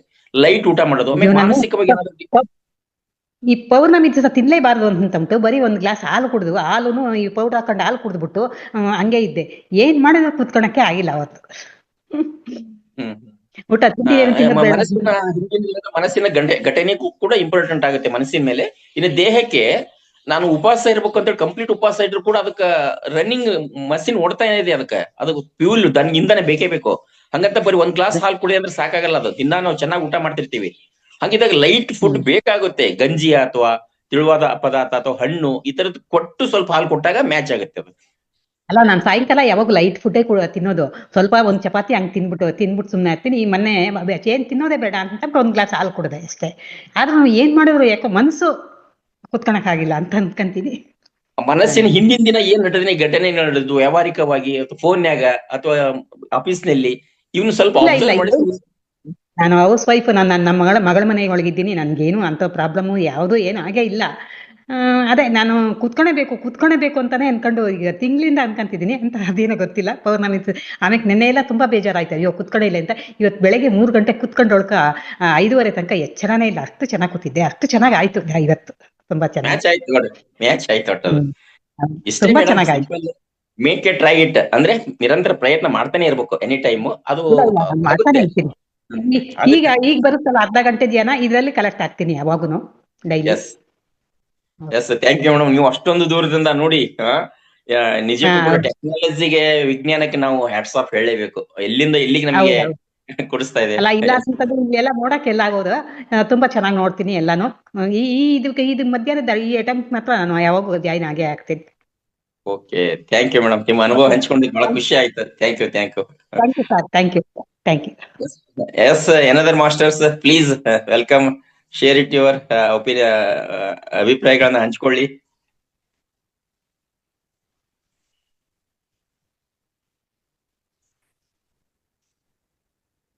ಮುಂದೆ ಬನ್ನಿ. ವಾವ್, ರತ್ನಮ್ಮ, ನಾಗರತ್ನಮ್ಮ ಅನ್ಮ್ಯೂಟ್ ಕೊಟ್ಟಿದ್ದೀನಿ ನೋಡಿ. ಬನ್ನಿ ಮೇಡಮ್. ಸರ್ ನಮಸ್ತೆ ಸರ್. ನಮಸ್ತೆ ಸರ್, ಈಗಷ್ಟೇ ಹೇಳ್ತಾ ಇದ್ರೆ ನಾನು ಸ್ಟಾರ್ಟಿಂಗು ಧ್ಯಾನ ಚೆನ್ನಾಗ್ ಆಗ್ತಿತ್ತು ಸರ್ ನನಗೆ. ಈಗಷ್ಟೇ ನೀವು ಹೇಳಿದ್ರಿ ಏನಾದ್ರೂ ಘಟನೆಗಳು ನಡೆದಾಗ, ಏನಾದ್ರೂ ಕಿರಿಕಿರಿ ಆದಾಗ ನನ್ ಮನ್ಸು ಯಾವಾಗ್ಲೂ ಸರ್ ಬೆಳಗ್ಗೆ ಸಂಜೆ ತನಕ ಅದನ್ನೇ ಓಡ್ತಾ ಇರುತ್ತೆ ಮನ್ಸಲ್ಲಿ. ಅವಾಗ ನನ್ಗೆ ಧ್ಯಾನ ಮಾಡಕ್ ಸ್ವಲ್ಪ ಕಷ್ಟ ಆಗತ್ತೆ. ಹೌದು ಸರ್. ಅದು ಕೆಲವೊಂದು ಘಟನೆಗಳು ಏನಾಗುತ್ತೆ ಅಂತಂದ್ರೆ ನಮ್ಮನ್ನ ಮಾನಸಿಕ ಡಿಪ್ರೆಷನ್ ಒಳಗ್ ಮಾಡುತ್ತೆ. ಅದ ನಡೆದಂತ ಕಹಿ ಘಟನೆಗಳು ನಮ್ಮನ್ನ ಮಾನಸಿಕವಾಗಿ ಹಾಳು ಮಾಡ್ತವೆ. ಹಂಗಂತ ನಾವು ಅದನ್ನೇ ಮಾಡ್ತಾ ಕುಂತ್ರೆ ಈಗ ಮತ್ತೆ ಬದಲಾವಣೆ ಆಗೋದು ಯಾವಾಗ? ಕಂಬಳಿ ಹುಳು ನಾನ್ ಬದಲಾವಣೆ ಆಗಲ್ಲ ಅಂತ ಹೇಳಿ ಕಂಬಳಿ ಹುಳು ಆಗಿನೇ ಇರ್ತೀನಿ ಅಂತಂದ್ರೆ ಅದು ತನ್ನ ಎಂದಿನಿಂದ ಕೋಶ ಕಟ್ಕೊಂಡು ಕೋಶ ಪರಿವರ್ತನೆಯಾಗಿ ಪಾತ್ರಗಿತ್ತಿಯಾಗಿ ಬಟರ್ಫ್ಲೈ ಆಗಿ ಹೊರಗಡೆ ಬರಕ್ ಆಗ್ತಿರ್ಲಿಲ್ಲ ಅದು. ಹೌದು ಸರ್, ಹೌದು ಅಲ್ವಾ? ಹಂಗಂತ ನಡೆದ ಘಟನೆನೇ ನಾನು ಮನನ ಮಾಡ್ಕೊಳ್ತೇನೆ ಕುಂದಿರ್ತೀನಿ ಅಂತಂದ್ರೆ ಅದು ಮುಗಿದು ಹೋಗಿದೆ. ಫಾಸ್ಟ್ ಈಗ ಅದು ಏನು ಮಾಡಕ್ಕಾಗಲ್ಲ. ಇನ್ನೂ ಒಂದ್ ಮಾಡ್ಬೋದು. ಈಗ ನಿಮಗೇನೋ ಒಂದು ಕಹಿ ಘಟನೆ ನಡೆದಿತ್ತೆ ಅಂತೇಳಿ, ನಿಮಗಾಗಿದೆ ಅಂತೇಳಿ ಅದನ್ನ ಸಾಲ್ವ್ ಮಾಡೋಣ ಅಂತೇಳಿ ನಾನು ಇಲ್ಲಿರ್ತಕ್ಕಂಥ ಜೂಮ್ ನಲ್ಲಿ ಇರ್ತಕ್ಕಂಥ ಸುಮಾರು ಎಷ್ಟು 40 ಜನ ಇದ್ದೀವಿ. ನಾವೆಲ್ಲರೂ ಆ ವಿಷಯ ಕುರಿತು ಒಂದ್ 4 ತಾಸು ಅಥವಾ ಬೆಳತಂಕನು ಬರೀ ಅದೇ ವಿಷಯ, ಪಾಪ ಹಂಗಾಗ್ಬಾರ್ದಾಗಿತ್ತಲ್ಲ, ಪಾಪ ಹಂಗಾಗ್ಬಾರ್ದಾಗಿತ್ತಲ್ಲ, ಹೆಂಗಾಗ್ಬಿಡ್ತಲ್ಲ ಅಂತ ಉಷ್ಟ್ರು ಅನ್ನನ್ರಿ. ಬೆಳತಂಕ ಅನ್ನನ್ರಿ, ಸಾಲ್ವ್ ಆಗುತ್ತ ಅದು? ಇಲ್ಲ ಏನು ಮಾಡಕ್ಕಾಗಲ್ಲ. ಹೌದು. ಎಸ್, ಇದನ್ನ ಪ್ರೀತಿಯಿಂದ ಭಗವಂತನಲ್ಲಿ ಕೇಳಿ, ಭಗವಂತ ನನಗೆ ಎಂತ ಎಂತ ಅನುಭವ ಕೊಟ್ಟೆಪ್ಪ ನನಗೆ, ನಿನಗೆ ಥ್ಯಾಂಕ್ಸ್ ದೇವ್ರೆ. ಯಾರಿಗೂ ಆಗದೆ ಇರ್ತಕ್ಕಂಥ ಅನುಭವ ನನಗೆ ಕೊಟ್ಟೆಲ್ಲ, ಅದಕ್ಕೆ ನಿನಗೆ ಥ್ಯಾಂಕ್ಸ್. ನನಗೆ ಇದರಿಂದ ಒಂದು ಸ್ಟೆಪ್ ಮ್ಯಾಲ್ ಬಂದೆ ನಾನು, ಹೊಸ ಅನುಭವ ಆಯ್ತು ನನಗೆ, ಇದರಿಂದ ನನಗೆ ಬಹಳ ಖುಷಿ ಆಯ್ತು ದೇವ್ರೆ ಅಂತೇಳಿ ಥ್ಯಾಂಕ್ಸ್ ಹೇಳ್ರಿ ದೇವ್ರಿಗೆ. ಖುಷಿ ಪಡಿ, ಎಂಜಾಯ್ ಮಾಡಿ. ನೋಡಿ ಎಷ್ಟು ಹಗುರ ಆಗ್ತೀರಿ, ಎಷ್ಟು ನಿರಾಳ ಆಗ್ತೀರಾ. ಹೌದು ಸರ್. ಒಂದ್ ಹಾಡ್ಲಾ ಸರ್ ನಾನು? ಓ ಅವಶ್ಯವಾಗಿ ಹೇಳಿ ಮೇಡಮ್. ಹಾಡ್ತೀನಿ. ನಾನು ಆಕ್ಚುಲಿ ನೀವು ಹಾಡಿ ಅಂತ ಕೇಳ್ಬೇಕಂತ ಕಾಯ್ತಾ ಇದ್ದೆ ಮ್ಯಾಮ್. ಲಾಸ್ಟ್ ವೀಕ್ ತುಂಬಾ ಚೆನ್ನಾಗಿ ಹಾಡಿದ್ರಿ ಥ್ಯಾಂಕ್ ಯು ನೀವು. Sir, thank you sir, thank you sir. Start ಮಾಡಿ ಮ್ಯಾಮ್. ಸರ್ GS ಶಿವರುದ್ರಪ್ಪ ಅವ್ರದ್ದು. ಹಾ ಮ್ಯಾಮ್. ಹಾ ಸರ್. ಎಲ್ಲೋ ಹುಡುಕಿದೆ ಇಲ್ಲದ ದೇವರ ಕಲ್ಲು ಮಣ್ಣುಗಳ ಗುಡಿಯೊಳಗೆ,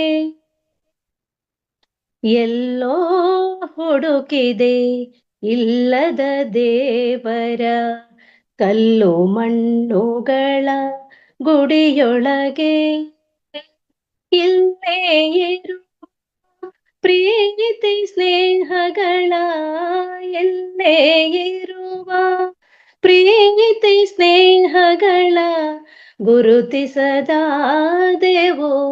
ನಮ್ಮೊಳಗೆ, ಎಲ್ಲೋ ಹುಡುಕಿದೆ ಇಲ್ಲದ ದೇವರ ಕಲ್ಲು ಮಣ್ಣುಗಳ ಗುಡಿಯೊಳಗೆ,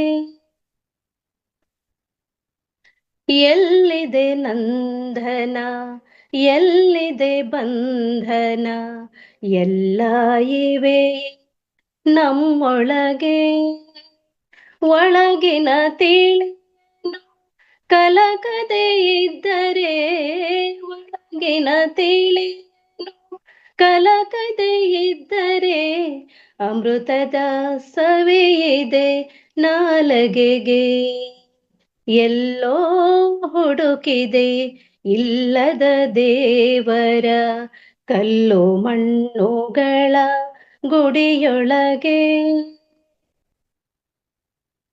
ಹತ್ತಿರವಿದ್ದು ದೂರ ನಿಲ್ಲುವೆವು ನಮ್ಮ ಅಹಮ್ಮಿನ ಕೋಟೆಯಲ್ಲಿ, ಹತ್ತಿರವಿದ್ದು ದೂರ ನಿಲ್ಲುವೆವು ನಮ್ಮ ಅಹಮ್ಮಿನ ಕೋಟೆಯಲ್ಲಿ, ಎಷ್ಟು ಕಷ್ಟವು ಹೊಂದಿಕೆ ಎಂಬುದು, ಎಷ್ಟು ಕಷ್ಟವು ಹೊಂದಿಕೆ ಎಂಬುದು 4 ದಿನದ ಈ ಬದುಕಿನಲ್ಲಿ, ಎಲ್ಲೋ ಹುಡುಕಿದೆ ಇಲ್ಲದ ದೇವರ ಕಲ್ಲು ಮಣ್ಣುಗಳ ಗುಡಿಯೊಳಗೆ, ಇಲ್ಲೇ ಇರುವ ಪ್ರೀತಿ ಸ್ನೇಹಗಳ, ಇಲ್ಲೇ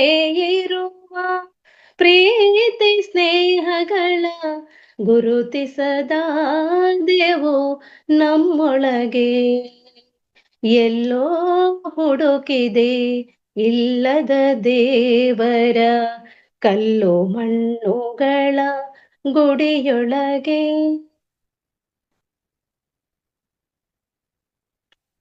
ಧನ್ಯವಾದಗಳು ಸರ್.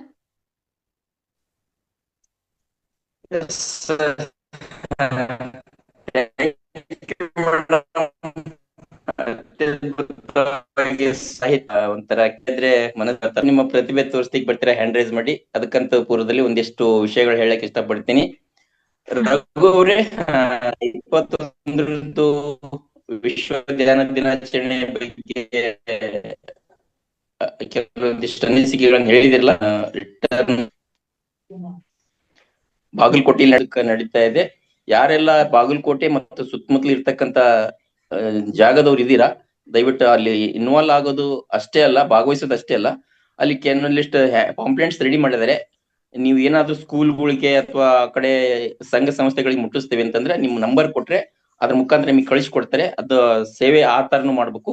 ಜೊತೆಗೆ ಸ್ವಯಂ ಸೇವಕರಾಗಿ ಕೆಲಸ ಮಾಡ್ಲಿಕ್ಕೆ ಕೂಡ ನಿಮ್ಮನ್ನ ಇನ್ವೈಟ್ ಮಾಡ್ತಾ ಇದಾರೆ ಇಲ್ಲಿ. ಯಾಕಂದ್ರೆ ಸುಮಾರು 10,000 ಜನ ಸೇರ್ತಾ ಇದಾರೆ ಅಂತಂದ್ರೆ ಅಲ್ಲಿ ಕಂಟ್ರೋಲ್ ಮಾಡ್ಲಿಕ್ಕೆ ಪ್ರತಿಯೊಂದು ಹಂತದಲ್ಲೂ ಕೂಡ ಸ್ವಯಂ ಸೇವಕರ ಅವಶ್ಯಕತೆ ಇರುತ್ತೆ.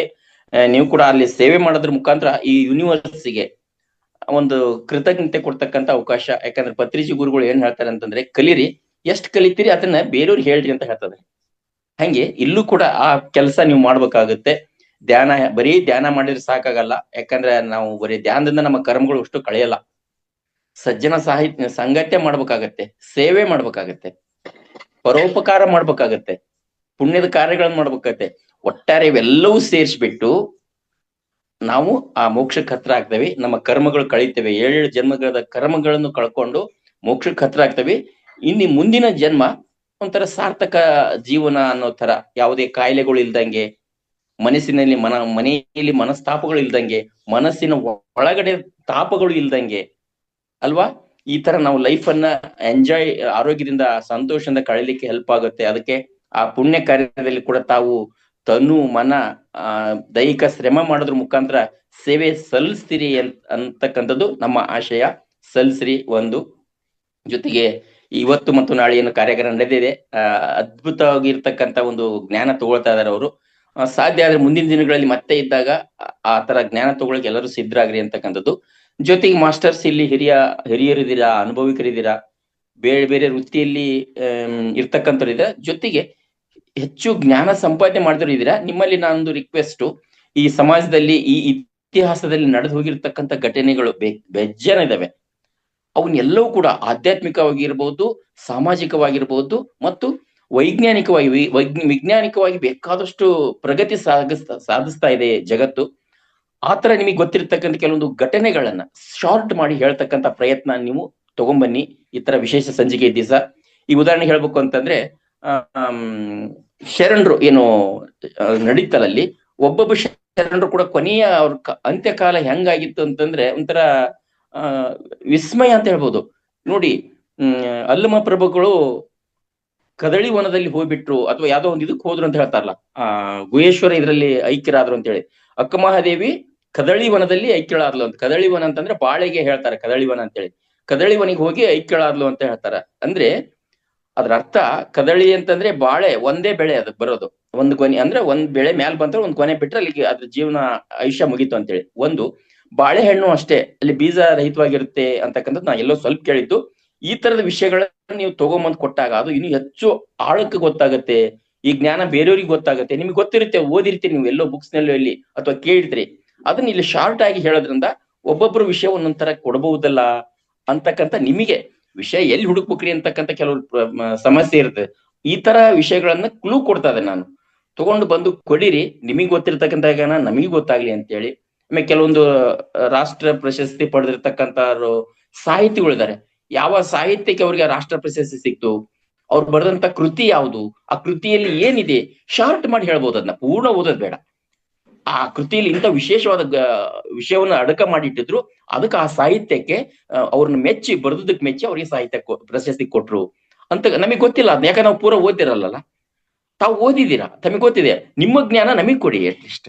ಅದರಿಂದ ನಮ್ಮ ಮಟ್ಟ ಜಾಸ್ತಿ ಆಗುತ್ತೆ ಅಂತೇಳಿ, ನಮ್ಮ ಜ್ಞಾನದ ವೃಕ್ಷವನ್ನು ಜಾಸ್ತಿ ಬೆಳೆಸೋಣ, ಎಲ್ಲರಿಗೂ ಬೆಳೆಸೋಣ ಹೇಳೋದ್ರಿಂದ ಅಂತೇಳಿ ನನ್ನ ಒಂದು ಸಲಹೆ ಅಂತ ಹೇಳಕ್ ಇಷ್ಟಪಡ್ತೀನಿ. ಸರಿ ಇದ್ರೆ ಸ್ವೀಕರಿಸಿ, ನಾ ಹೇಳೋ ರೀತಿ ತಪ್ಪಿದ್ರೆ ಕ್ಷಮೆ ಇರ್ಲಿ ಅಂತ ಹೇಳ್ತಾ, ಮತ್ತೆ ಯಾರು ರೆಡಿ ಇದ್ದೀರಾ? ರಘು ಅವ್ರೆ. ಸರ್, ಧ್ಯಾನಕ್ಕೆ ಸಮಯ ಆಯ್ತು. Okay, over to you. Please ಗೋ.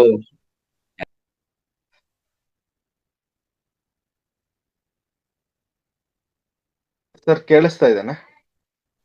ಕೇಳ್ತಾ ಇದ್ದೀವಿ ರಘು ಅವ್ರೆ, ಧ್ಯಾನಕ್ಕೆ ಆರ್ಡರ್ ಕೊಟ್ಬಿಡಿ. ಹಾ ಸರ್. ಸಣ್ಣಗೌಡ ಸರ್ ಹೇಳ್ದಂಗೆ ಎಲ್ರು ಬರೋ ವಾರದಿಂದ ತಮ್ಮ ಅಭಿಪ್ರಾಯಗಳನ್ನ ಹಂಚ್ಕೊಳ್ಳಿ.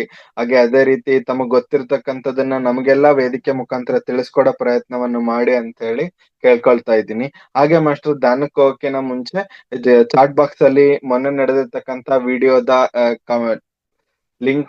ಯೂಟ್ಯೂಬ್ ಲಿಂಕ್ ಅನ್ನು ಚಾಟ್ ಬಾಕ್ಸ್ ಅಲ್ಲಿ ಹಾಕಿದೀವಿ. ದಯಮಾಡಿ ಹೋಗಿ ಆ ವಿಡಿಯೋನ ನೋಡೋ ಮುಖಾಂತರ ಕಮೆಂಟ್ ಮಾಡಿ, ಲೈಕ್ ಮಾಡಿ, ಹಾಗೆ ಎಸ್ ಅಂತ ಚಾಟ್ ಬಾಕ್ಸ್ ಅಲ್ಲಿ ಮೆಸೇಜ್ ಹಾಕಿ. ನಾವ್ ಇದನ್ನ ಕಳಿಸೋ ಉದ್ದೇಶ ಏನಂತ ಹೇಳಿದ್ರೆ, ನಾವೇಗೆ ಇದ್ರನ್ನ ಸದುಪಯೋಗ ಪಡ್ಕೊಳ್ತಾ ಇದ್ದೀವಿ, ಹಾಗೆ ಎಲ್ಲಾ ಜನರು ಇದನ್ನ ನೋಡಿ ತಮ್ಮ ಜೀವನದಲ್ಲಿ ಅಳವಡಿಸ್ಕೊಳ್ಳಿ. ಹಾಗೆ ಮಹಾವತಾರ್ ಫೌಂಡೇಶನ್ ಇಂದ ನಮ್ಗಾಗ್ತಕ್ಕಂಥ ಲಾಭ ಅವರು ಪಡಿಲಿ ಅನ್ನೋ ಆಶಯ. ಧನ್ಯವಾದಗಳು.